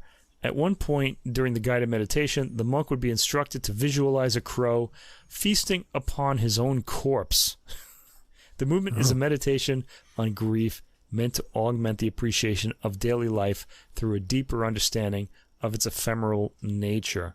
I'd like to mention, by the way, I was in Ischia, where my family originates from, and there's a castle there. This is in Italy, and there was a room in this sort of place where monks used to live, and there were all these rocks, and they used to leave back in older days like dead bodies to just rot there, and they'd come and observe them every day too, much like in this Buddhist scene that Menin describes. They don't do it anymore, but this is a story that the locals told me. Anyway, the movement starts, like the first, very slowly. Then we get a tempo build-up and a crescendo, followed by some gorgeous wind playing by the orchestra, accompanied by harp. It's actually very pretty. The violin's entry keeps this going with a full vibrato traditional melody. This actually comes across rather romantically, which, by the way, is not out of place in heavy metal music. Heavy metal has a lot of... part of the reason they like classical music is because of, there's the focus on death and things like that. But there are also the medieval themes. Think about Grieg's Peer Gynt, things like that. So the romantic kind of is very present, I think, in the minds of heavy metal people, if not in the loud, crunchy chords. But we hear some rather romantic playing here. At 2:32, an ominous climax is reached, after which the violin starts a double-stopped solo section. I won't call it a cadenza, with occasional percussion punctuating. The violin continues its melody, with Barton Pine utilizing her exquisite full tone all the way. In fact, she's showing a lot of different types of timbres that she could come up with on her instrument. Pretty amazing. At 5:15, there's another crescendo and tempo speeds up. The orchestra starts playing a repeated riff, which the violin picks up and extends. At 6:27, there's a loud orchestral interjection with full-on percussion, and the violin comes in with full tone and double stops, sounding anguished. Over quiet orchestral riffs, it continues its previous melody. At 9:40, there's a tearing, harsh, double-stopped glissando into a cadenza, heavily accented, and often double-stopped, especially in melodic passages. I love the high screaming sound at 10 minutes and 30 seconds, which is very unique. A very unique sound for the violin. I have to say, Menin is getting some serious sounds out of the instrument via his composition, and Barton Pine provides all of them. He's also a good orchestrator, I have to say. I really enjoyed his orchestra writing, too. The cadenza rises and crashes into the third movement, which is called Gate Gate Paragate Parasamgate Bodhisvaha, which is and I have said this many times myself. This is the complete text of the Hart Sutra that Buddhist monks chant. It basically means, I think it's Sanskrit. I'm not sure, but it means gone, gone, gone beyond, gone well beyond, enlightenment that may be realized. So it's a celebration of total enlightenment, I guess. It is Menin's and Buddhism's wish for all beings. The movement is meant to embody wrath as a transformational tool, which, in Buddhism, subtly but fundamentally, differs from the concept of anger.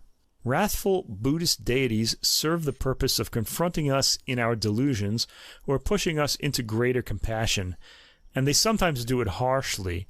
But the comparison that Menin makes and that Buddhists often make is like a mother who slaps the hand of her child who's about to touch the flame on a stove. So they're helping us out so I don't know, if you see any Buddhist demons, they're trying to help you. They want you to get to the Buddhist life. So do what they tell you, or they'll make you do what you're supposed to do anyway. Anyway, when used appropriately, wrath fiercely cuts through ignorance, defilement, and unskillful action. So the movement starts at high energy with crashing offbeat percussion, offering background to the constantly traveling violin line.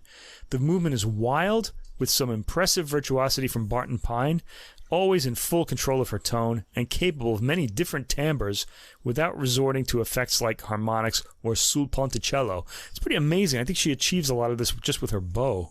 At the 2-minute mark or so, there's a sudden metal breakdown as the tempo slows and the music marches on like a destroying force.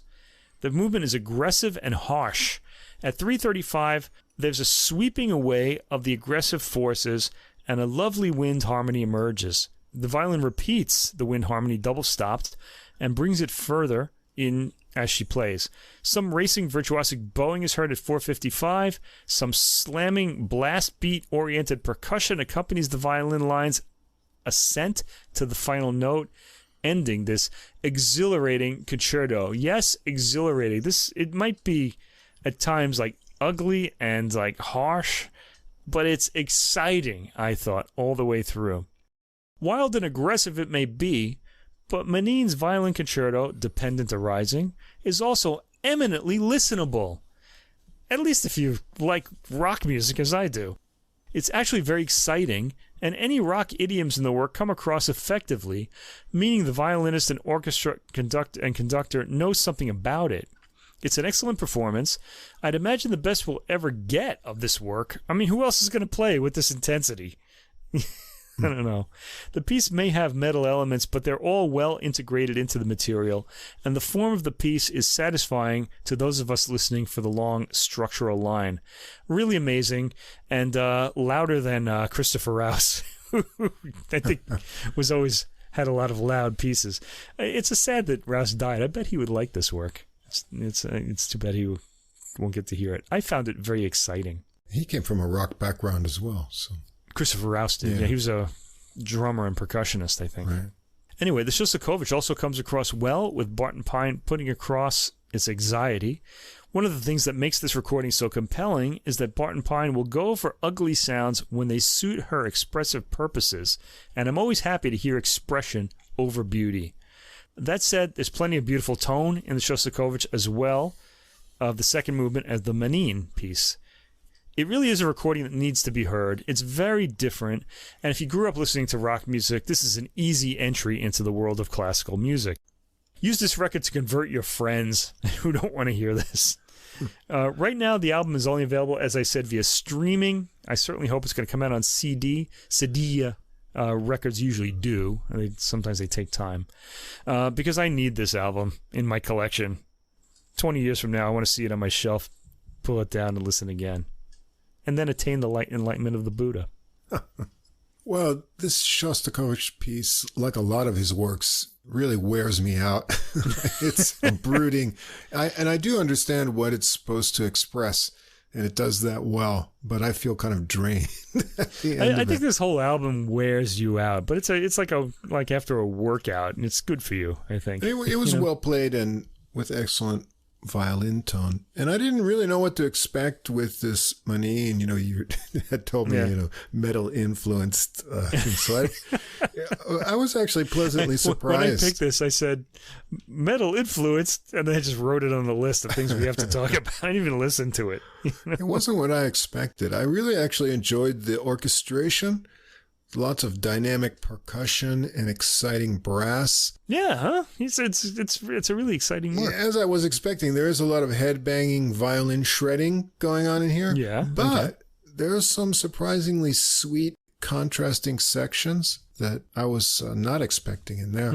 And all throughout each movement, the development is completely unpredictable and kept me always surprised as to what was going to be coming next. So I was very entertained, and it held my interest all the way through. He does seem to have a talent for orchestration, getting some interesting colors and keeping things really exciting as they go along. And so it'd be interesting to hear something else he does in the future as well.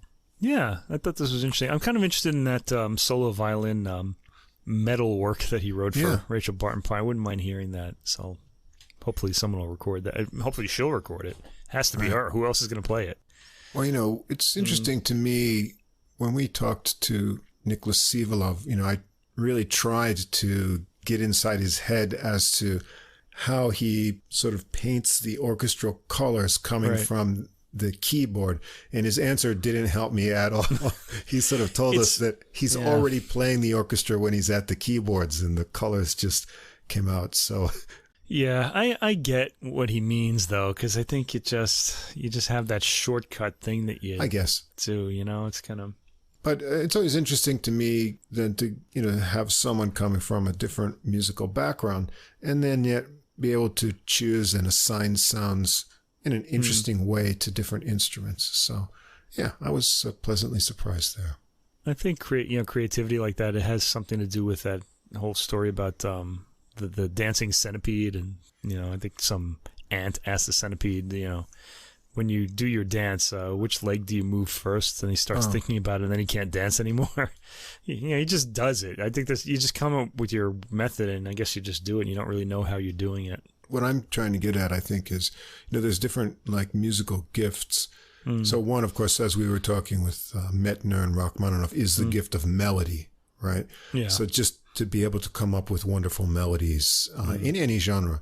Then there's harmony, putting all these colors to something in that sense. But then there's also the timbral colors of assigning instruments. And so the orchestra is the largest canvas that we know of to write for, you know. So how do you choose all of those different instruments? And I worry, you know, because of the decline in music education in public schools. And one thing I always took for granted is I just knew the sound of every instrument because I grew up, you know, playing in bands and orchestras. So I knew what every instrument sounded like. Benjamin Britten, Young Person's Guide to the Orchestra, is like a guide to like what each instrument sounds like. Peter and the Wolf, you know, by Prokofiev. Too many people today who wouldn't be able to tell you what a clarinet sounds like, or a trombone, or English horn. And, you know, that's kind of sad because that's the colors of the instruments are really important to have a grasp of, to appreciate the orchestra. And so when I hear like a new concept of that, I'm kind of interested. The timbres of the orchestra. This is like the colors you would paint with, you know, if you were a painter, and you know the names of the colors, you know. Right. Because you see them and you talk about them every day. But sounds, we're funny about sound. We don't, you know, like I'm not a terribly visual person. I'm very much more sound oriented. And I think people like that are a little rare because people usually don't understand what I'm talking about. You know? Right. Yeah.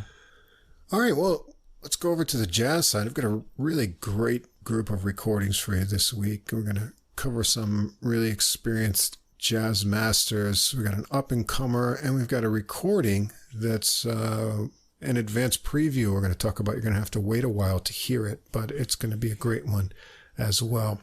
We'll start out with a real guitar jazz master. That's John Hart. His new recording on SteepleChase Records called Resonance, and that came out August 15th, so it's pretty fresh. John Hart was born in 1951 in Virginia. He got to New York City in 1984, and he recorded with organist Jack McDuff for about 16 years. He played with a lot of other big names, Japanese trumpeter Teru Masahino, Jimmy Smith, Lou Donaldson, and also in his 1992 John Hart Quartet, he played with Chris Potter, who was a member. There's a big name in jazz now.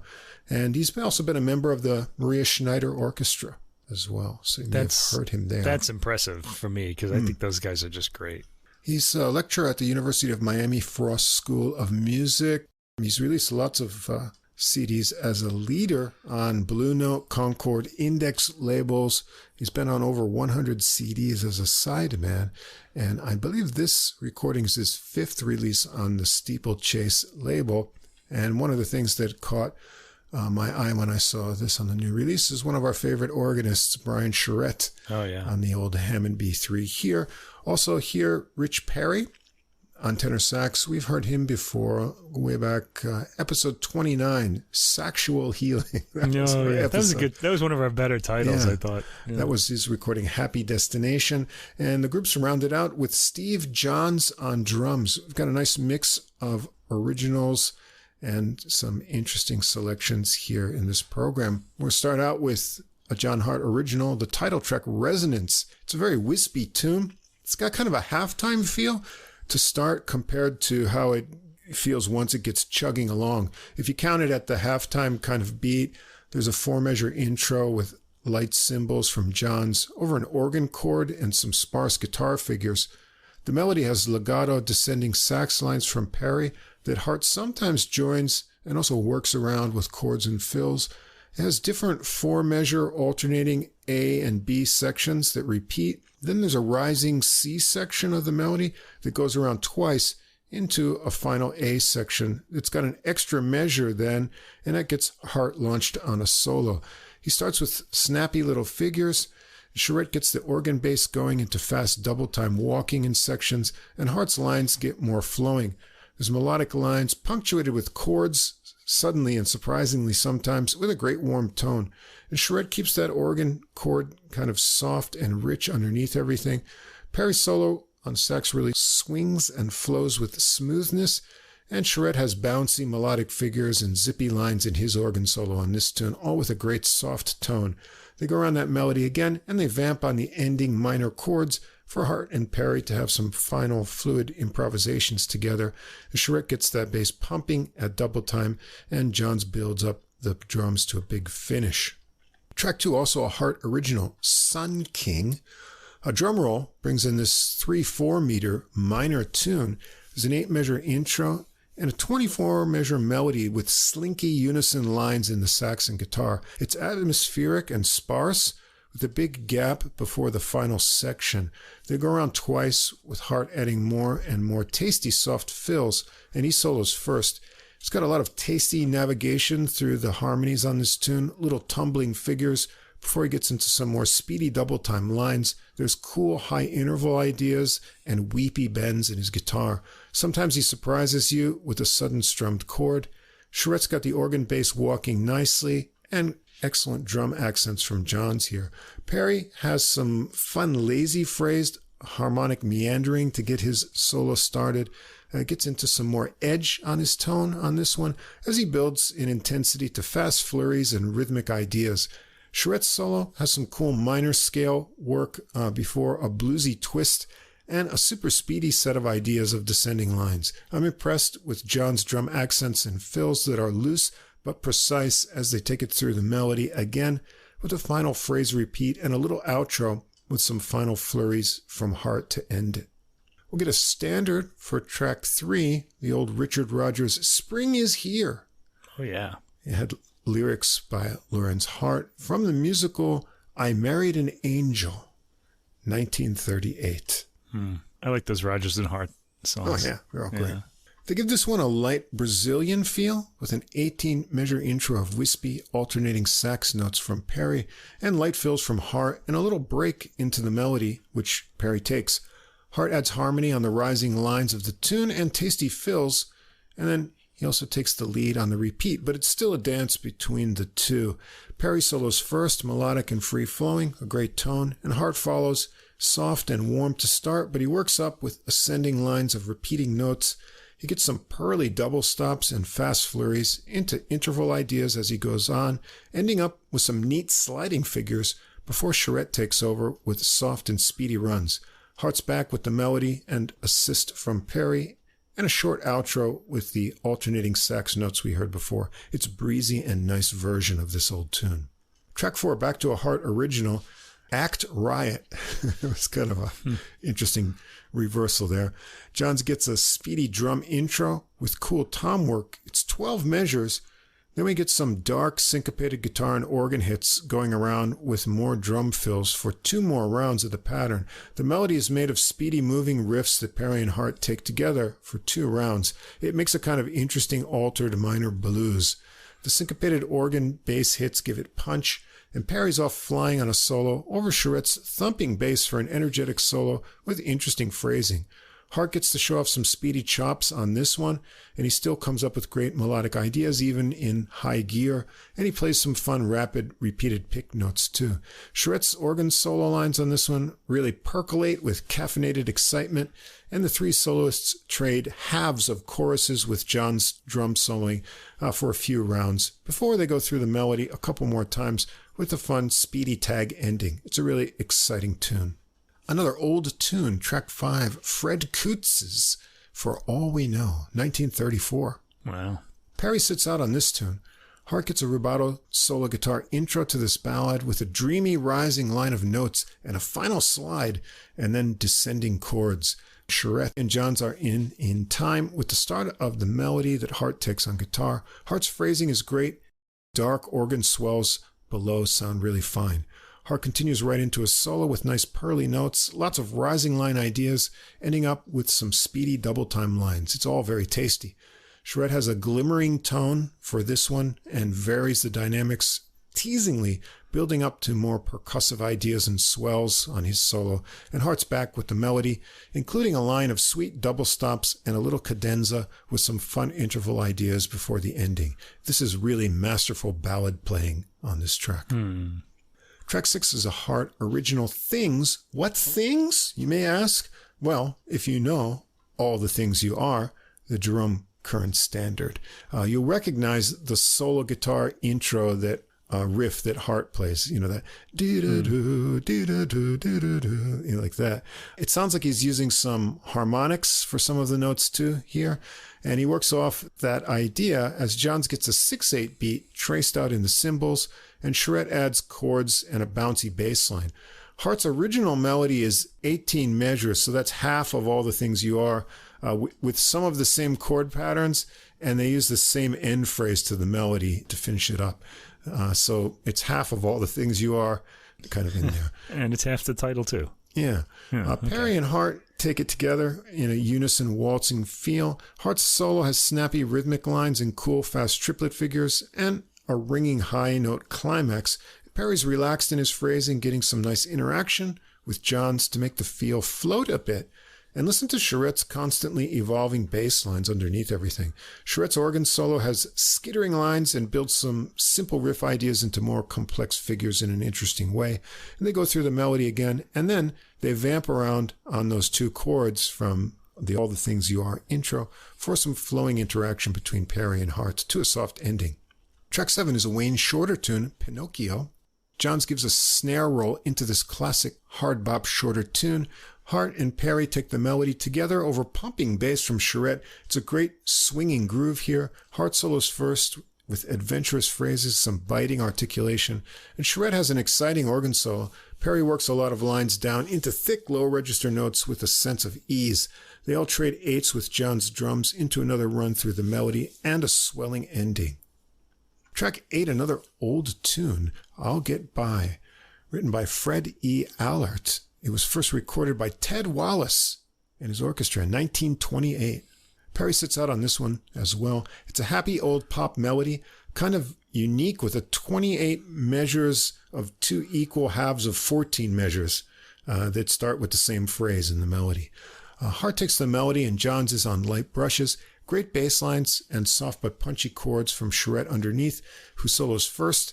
It's a great little tom accents from Johns, who switches up to sticks on ride cymbals midway through Charette's melodic solo, and he gets a walking bass below to match that new feel.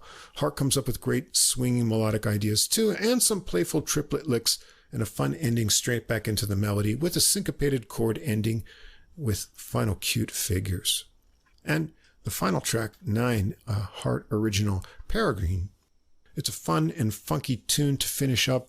Hart's got a cool, dizzy 2-measure solo riff to start it out. So it's really different than everything else. Yeah, it's really neat. That gets a funky drum beat, an organ bass, and chords for 6 measures. Then Perry and Hart have a bluesy melody based around the riff for 10 measures with a cool descending ending. They repeat the pattern, but with a different ending the second time. Perry solos first, sassy and with some high cries into speedy double time. They break up the solos with the riff together once around, and Charette is next. Oh, he's got a very cool tone picked out for this one, and it's a perfect bluesy and funky nugget of a solo. Every organ player should study this as just a perfect little bluesy nugget. Hart carries on the bluesy mood, but with some fun harmonic meandering. Johns and Charette bring back the descending line from the melody for backing. Check that out. And then Hart works through some tense chords into a raunchy bluesy climax, and they all end it together with the riff figure. A really masterful jazz album with fabulous playing. Hart's original tunes are engaging. We get a couple well-chosen standards, an interesting reinvention of All the Things You Are, and a Wayne Shorter tune. It's a mix of feels from swing to Latin to funky. Hart's guitar solos are mature and inventive, bursting with creativity. Shred is awesome as always, with great backing, bass lines, amazing solos, and always the perfect selection of organ tones. Perry's got a great sax tone as well, creative solos, and he has kind of an effortless sense of phrasing. And John's is rock steady with inventive fills. His cymbal work sounds perfectly clear throughout the recording, and you got great sound overall on this record. I definitely recommend you check this one out. And I definitely recommend I get this for my CD collection because I like this one a lot. This is a pretty long album, and I listened to it all the way through and was kind of sad when it was over, you know? So that just goes to show you. The playing on it was just so great. I like the whole overall feel, first of all. It was a fairly quiet album, but very active, too. And I really dug the guitar playing, okay? Very tasteful throughout. And speaking of, he's a good match for Brian Charette, who I find to be he's kind of a quieter player, but he's very classy in what he plays. Yeah. And I don't really usually associate the word classy with the Hammond organ, but Brian Charette he has that quality, and he has it on this album too. Anyway, tasteful is a good word to summarize the entire album. The sax and really everyone on this recording plays tastefully with attractive tone. Every solo seems like it has an easily discernible shape to it. So it was kind of, I thought things were just kind of well sort of planned out, at least in people's heads, like how things were more or less going to go. The tone of the instruments are equally appealing to the tasteful solos, and it just gave me a good feeling throughout. And, of course, we love Brian Charette, so that's just a bonus. Absolutely. Yeah, I need this. Come on. Yeah. Come on, yen. I need the yen to... get some value there so I can start buying CDs again. All right, next we're going to go to an up-and-coming player on the Posi-Tone label, saxophonist Willie Morris. His debut as a leader, conversation starter. This came out on August 18th as well.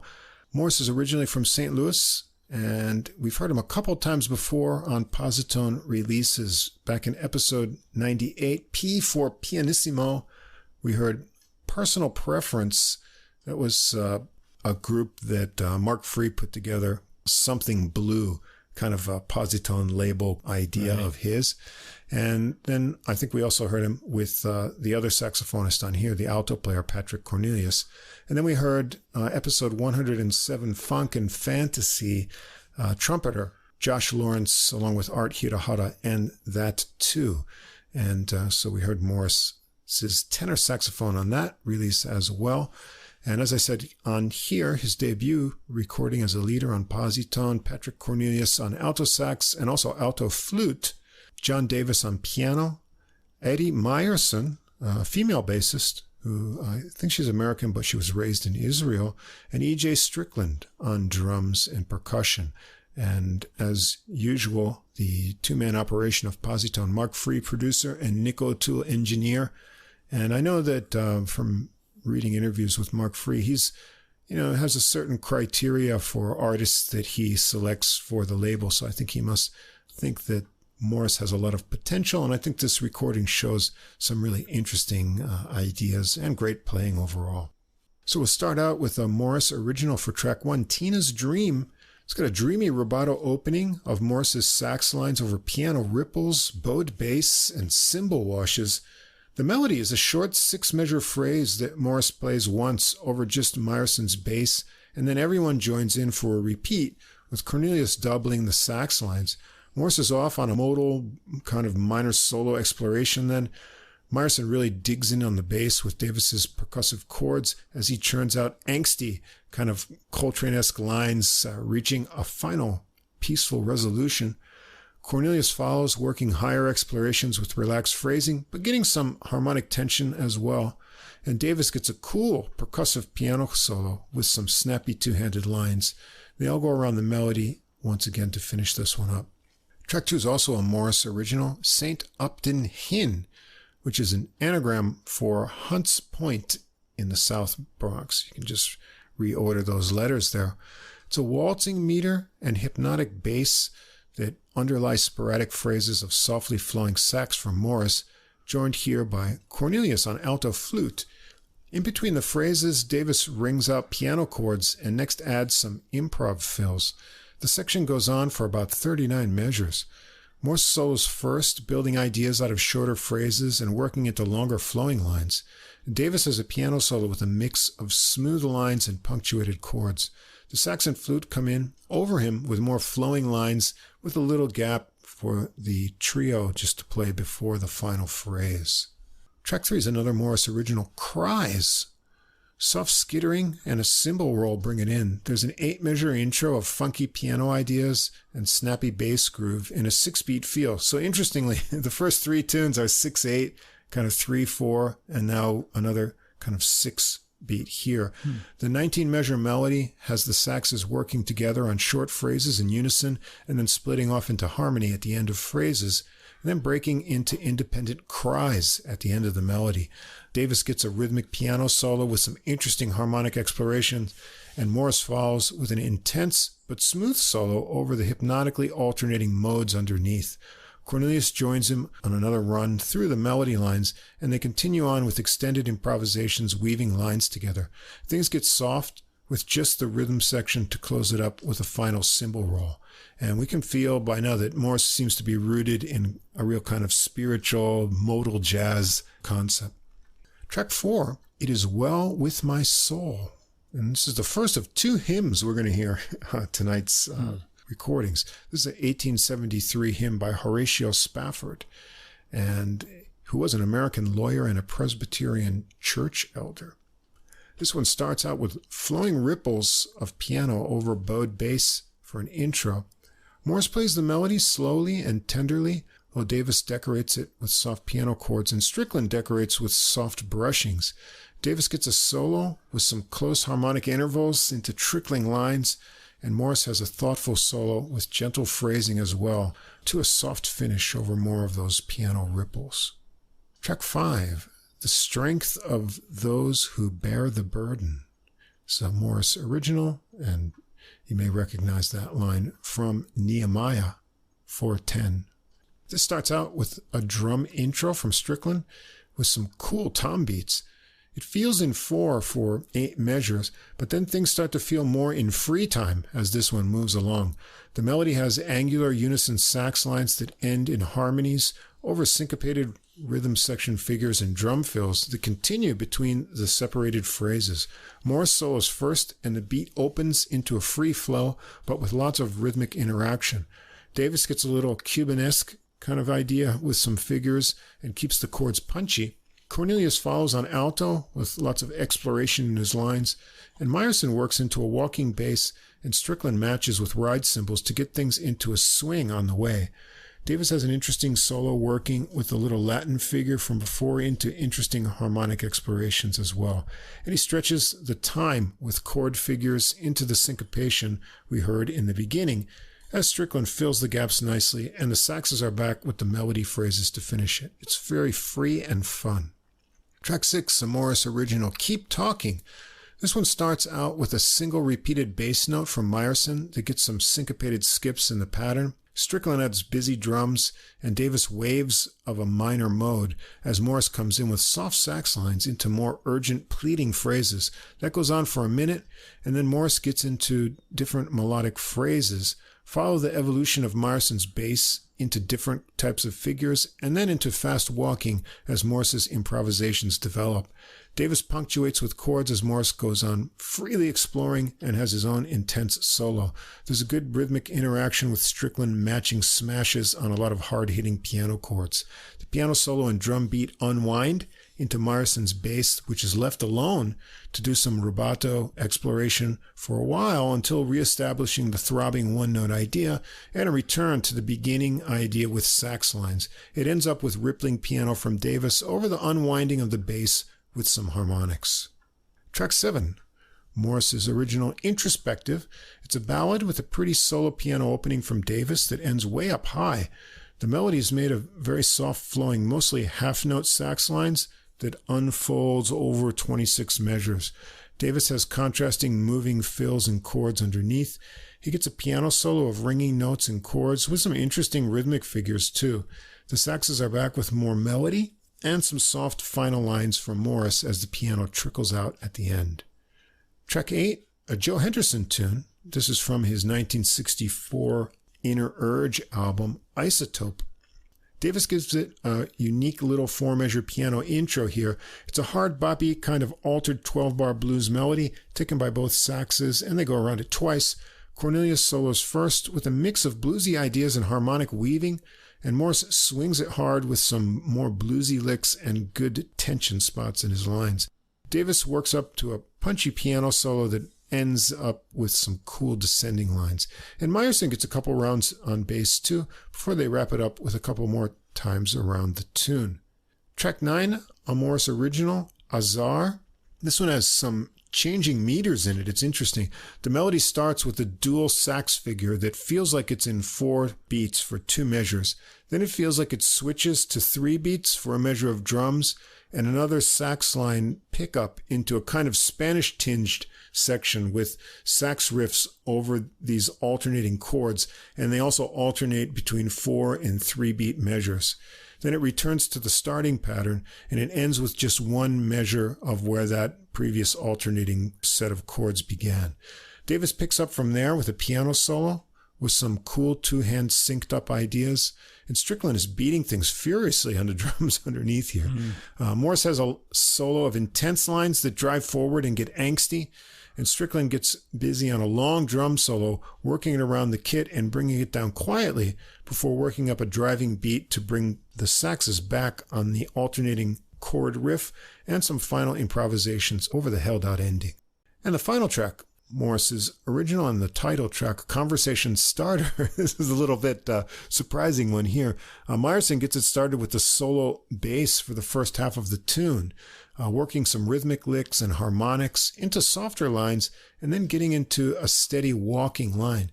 Strickland adds a beat working around the snare, and Davis and the horns enter with sort of free lines that seem to be like different voices having a conversation, although we may not know what language they're speaking in. They finish their chat, and Meyerson keeps walking on with the bass and some light drums from Strickland to a quiet ending. And that wraps it up. It's an adventurous debut recording. Morris's style seems to be influenced a lot by Joe Henderson, probably Coltrane, and maybe a little spiritual Pharoah Sanders as well. His compositions are unique and have a sparse quality to them. He likes things on the freer side, and he has a lot of creative ideas in his solos when he's getting into that flow. Cornelius seems to be a good match for him in style. They work well together, as they have on previous recordings.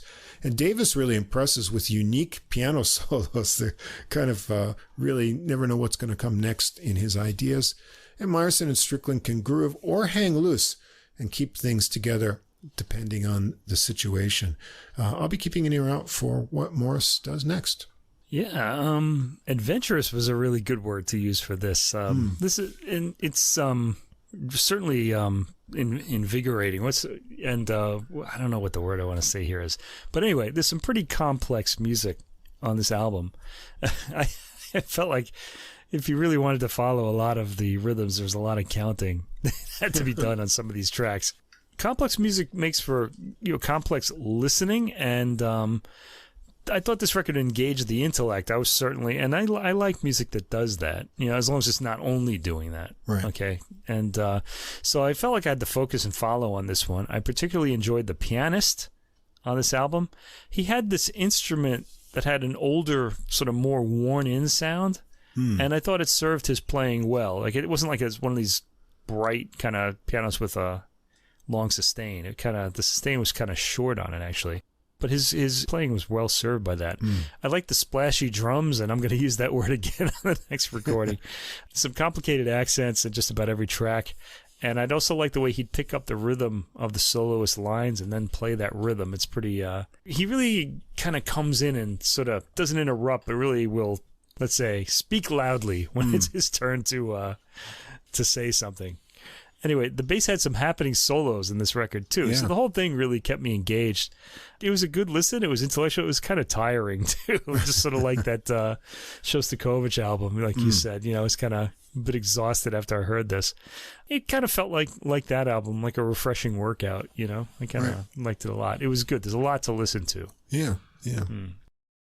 All right, and our final album. Well, this one's really exciting. I thought this was exciting too. Some of the first people to get to hear this because it's not going to come out until September 8th. We've got a promotional early release by the great trumpeter Terrell Stafford. This is his new recording, Between Two Worlds. It's on Lecoq Records. And a very special thanks to Roberta Lawrence from DL Media. Thank you, for giving us an advance copy of this to listen to. So normally I would have held off probably for another week, but since we've got our guest episode with Same Difference next week, I didn't want to have it come out after the date. So you got to wait a little while, but it's going to be well worth the wait because this is a really great recording. Now, if you don't know Terrell Stafford, he first started playing trumpet at age 13, initially studying classical music. He got a music education degree at the University of Maryland, but he had the fortune to meet Wynton Marsalis, who suggested he also study with Dr. William Fielder at Rutgers University. And that had a big impression on his musical direction. He had an association with Bobby Watson's group Horizon, where he worked with Victor Lewis, who I have a tune from on this recording as well. He's a member of McCoy Tyner's Latin All-Star Band, and he's worked with lots of other great jazz musicians, Benny Golson's Sextet, Kenny Barron as well, Frank West, Jimmy Heath Quintet and Big Band, John Faddis, Cedar Walton, the list goes on and on. He's performed on over 130 albums. Wow. And I think he's got around 10 under his own name as a leader, and that all started with Time to Let Go, Candid label back in 1995. That's his debut as a leader. He's also performed in the Jazz at Lincoln Center Orchestra, and he teaches jazz at Lincoln Center and Juilliard. And he's been the managing and artistic director of the Jazz Orchestra of Philadelphia and chair of instrumental studies and director of jazz studies at Temple University. So it's quite a resume as a player and a leader and educator as well. So this recording, Between Two Worlds, seems to have several different ways to think about it. Coming out of the COVID time, there's the normal world and the COVID world, which, musicians wearing masks and performing to an empty room while they're on some live stream somewhere. Also, the notes mention his domestic versus professional life. So he's got his family. Several of the tunes are dedicated to family members on here. Also, other aspects of his career, musician and educator, teacher, administrator, and his background, both classical music and jazz music. So sort of different worlds interacting. I guess we all think about life in that way sometimes as well. So that's sort of the concept for the title. And the rest of the musicians on here, well, we've got Terrell Stafford on trumpet and flugelhorn, Tim Warfield on tenor and soprano sax. Always good to hear his sax on an album. Bruce Barth, who is really phenomenal on here on piano. David Wong on bass. Jonathan Blake on drums, who's also got his own new release out, Passage. Check that out as well. I've had a couple listens of that. And Alex Acuna on percussion. And we should mention this was recorded at Studio A, Las Vegas, and at Capitol Studios, Los Angeles, produced by Piero J. Pata and Andy James, the co-founders of this Lecoq Records label. All right, track one is a title track, Between Two Worlds. It's composed and arranged by drummer Victor Lewis. And this comes from, I think, the first recording, 1992, Lewis's Know It Today, Know It Tomorrow. It's a speedy, hard bop, 28-measure melody, and Stafford comes right in over drums and bass. The first 16 measures has a kind of percolating beat with poppy snare, and then it takes off swinging over walking bass for 8 measures, with the final 4 measures returning to the first phrase and feel of the melody. Warfield's sax and Barth's piano join in for another round of the melody, and Stafford is off on the first solo with bubbly, boppy melodic lines. His cool, chromatic, rising idea that builds tension, some bluesy licks, and then a series of tense descending figures into a full power climax. He recorded an album, Brotherly Love, celebrating the music of Lee Morgan, and that brash, good-natured bravura influence from Morgan's fearless approach shows in his playing. We don't hear that a lot in jazz these days. There's a lot of players that are very careful, but you get that real sense of adventure in his playing. And a great, shining, bright tone on his trumpet that cuts through. Warfield follows with a tenor solo, swinging hard with shorter phrases of ideas building into longer connected ideas. And Blake is really driving things hard with thunderous fills that at the end of Warfield's solo carry right over into Barth's piano solo. There's really exuberant. Barth's really charged up here too. He plays a lot of really cool rhythmic figures, climbing higher and higher into percussive two-hand chord ideas, rounded out with smooth, high-running lines. And Blake gets a go-around on the drums too, working up a frenzy of toms, snare, and cymbals. And they finish it off with one more run through the melody with both horns this time. It's an exciting start to the recording. Well, here's our other hymn that I alluded to before. Great is Thy Faithfulness, Thomas Chisholm, William Runyon, and arranged by Terrell Stafford. Here, it's written as a tender farewell to all those lost in the past few years of difficult times. So this is a hymn based on Lamentations 3:23. And so Chisholm wrote the poem in 1923. He sent it to Runyon to write the music to it. So I think anyone who's been in a Protestant church will have sung this song or at least heard it. But you haven't heard it like this. Yeah, they get it started with an 8-measure Latin percussion samba groove from Acuna, and then there's another 8 measures of a throbbing ostinato Latin minor groove, adding bass and piano. And then Stafford comes in with the melody, which is legato and flowing, making an interesting contrast to this exciting groove that's going on. Now, this originally, the hymn is in 3/4 time, so this stretch to a 4-beat Latin groove gives it an interesting kind of phrasing as well. Warfield joins in with harmony from the Thou Changest Not lyric, if you know the tune, in that strain. It sounds really joyful over this rhythm. They end the melody with the minor vamp from the intro, where Stafford starts his solo and then goes back into the major melody, which is a really nice change-up. It's a happy-sounding solo with fun interval ideas and good articulation. Warfield follows with a solo of building ideas and anticipation-building pauses. And Barth has smooth reaching lines and a big chord climax, the final descending trail in his solo. Another run through the smooth melody into a final Latin vamp and percussion from Acuna to a fade-out. It's a very cool reimagination of this well-known hymn. Track 3, Mia Mia, Stafford's original tune dedicated to his 6-year-old daughter. And the Latin grooves continue in this one. Blake beats it in with 3 tom hits, and there's a 16-measure intro of rhythm section with some snappy bass from Wong, Acuna's percussion, and percussive chords from Barth. Then there's a repeating 8-measure section of subdued, simple melodic horn figures. A percussion and drum break turns up the excitement into some Latin percussive piano from Barth, into another section of more forceful horn lines. Warfield on soprano here, splitting off into harmony on the repeat, and then launching into his own solo. It's slinky and teasing with held notes, repeated and modulated ideas into some final repeated figures.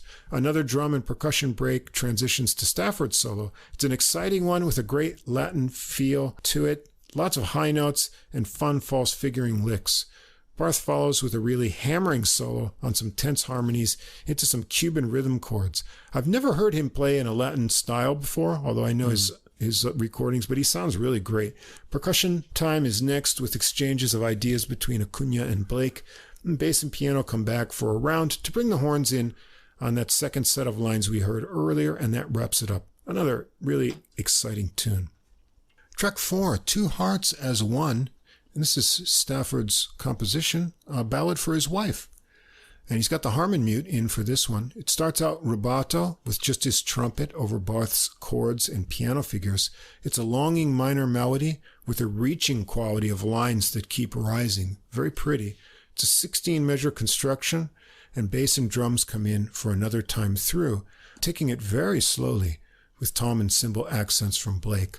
Wong is up first for a bowed bass solo, sounding melodic and a bit cello-like in the higher range of the instrument.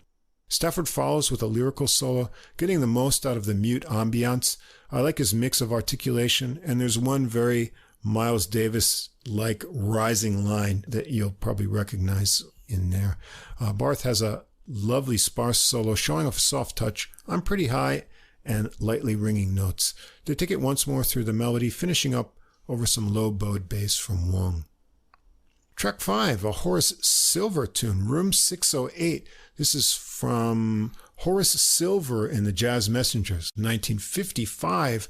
They give this one an interesting twist, changing it from 4/4 to 7/4, and it takes on a kind of calypso feel in the A sections of the melody, and then more driving swing in the B sections. The new meter makes the boppy horn melody lines even more fun with accents if you know the original tune. Stafford solos first with happy melodic lines and bluesy licks with clear articulation, really getting some Lee Morgan impressions here again. A nice final growl on the end of the solo too. Warfield gets a tenor solo after that, getting some fun rhythmic licks, and then Barth follows with a really inventive solo with swinging lines, two-handed figures, and some cool bluesy licks as well. The horns get some new fun figures to trade with Blake's drum soloing that gets really raucous into another run of the melody, and they ended up with the 8-measure intro section, another cool reinvention of a tune. Track 6 is Billy Strayhorn's Blood Count, arranged by Bruce Barth. This is from Ellington's album, 1967, And His Mother Called Him Bill, dedicated to Billy Strayhorn, and this was his final completed composition before his death in 1967. It's a feature for Wong's bass, who gets the melody and really makes it sing. The horns come in on the B section of the melody, and Stafford's got the cup mute in, which gets a really old-timey Ellington-esque atmosphere to that section. The horns return near the end of the melody for some more soft backing, and then Wong continues for a short solo on 1A section, and then Barth takes over with some high solo trickles for a turn, and Stafford gets a solo with cup mute on the B section and final A section of the melody, before getting soft, turning it back over to Wong, who works into a bass cadenza to a final chord from everyone to end it. It's an interesting and sensitive arrangement and nice treatment. Track 7 is a Bruce Barth tune, Manaus at Dusk. So I guess Manaus is the capital of the Brazilian state of Amazonas. And it's got a Brazilian feel, fittingly, lots of Latin percussion. The rhythm section gives it an 8-measure intro, and it's very atmospheric with ghostly flowing horn lines. And I'm really not sure about the structure of this tune at all. The first 8-measure horn line phrase repeats. Then there's another different section of the same length. The chords sound quite similar. The horn lines are different. Then there's a 6-measure piano section, and then the second horn section again.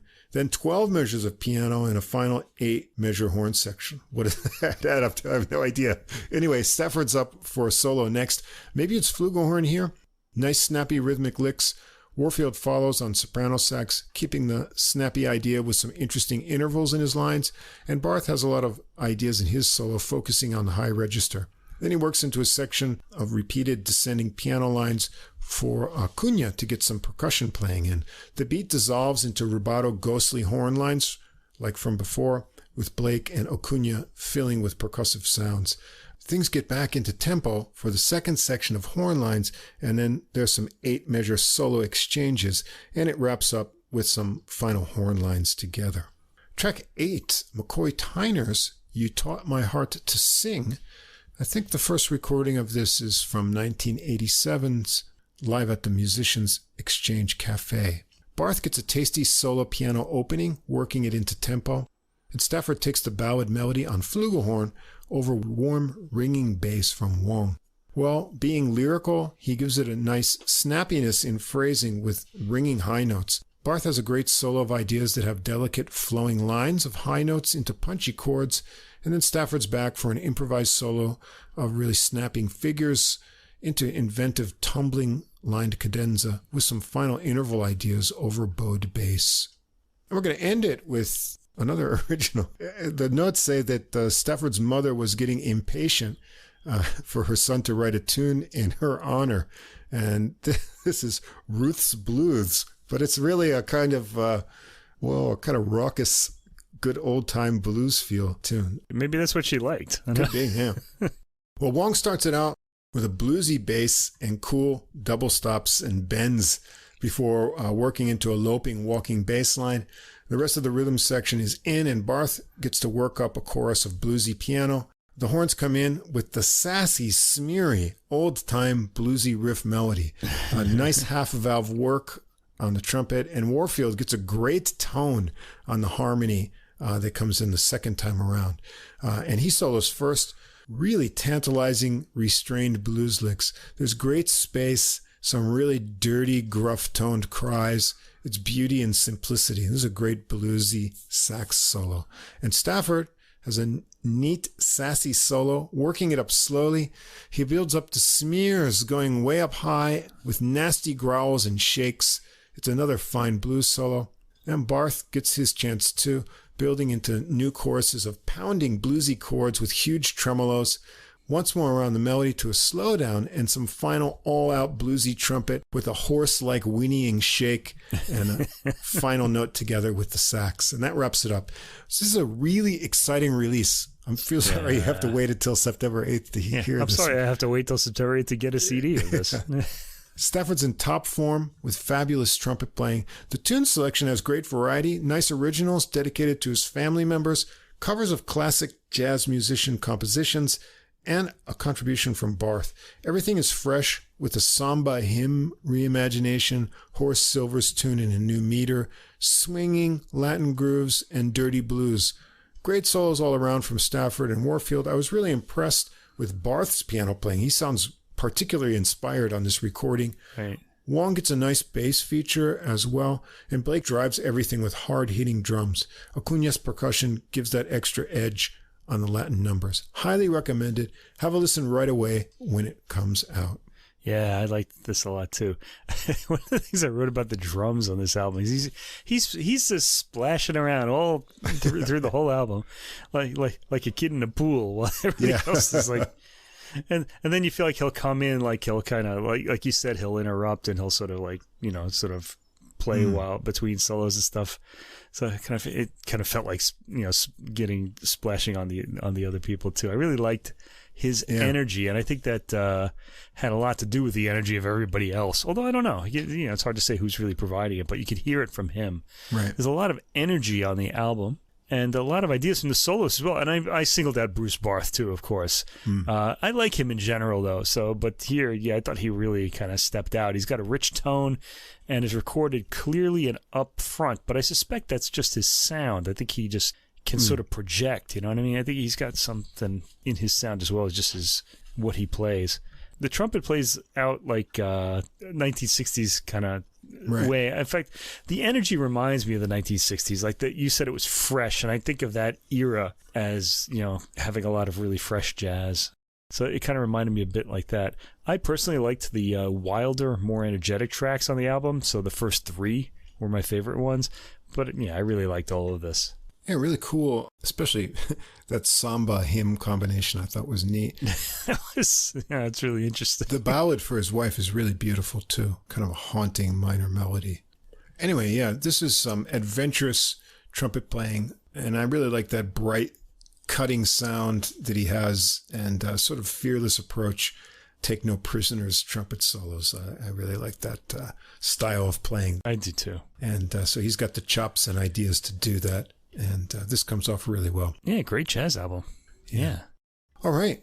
A lot of good music here to listen to. We got a lot more lined up in the jazz category, too, for the rest of the summer. And the classical category. No worries there. There's a lot of stuff out in the next 2 weeks. But next week's already sealed up with our 3 recordings. We've got some Ravel. We've got interesting recording of standards with an unlikely participant in the jazz trio.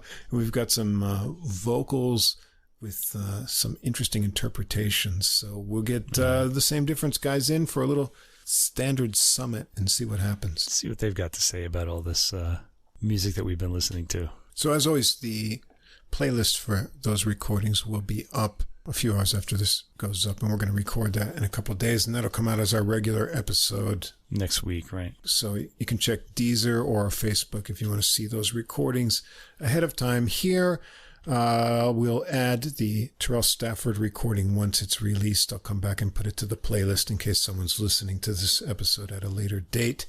And we'll put up the Spotify and Apple links too. So thanks as always to Fast Signs of Staten Island for our glowing neon logo. And remember, the Same Difference guys will be here with us on our next episode if everything goes well. But you can check out their podcast in the meantime. There'll be a link to it in the description. And at the end of this episode, there'll be a little promo from them. So stick on and listen to what they're all about. I'm tired and and excited, as I always am at the end of these podcasts. Yeah. So there you go.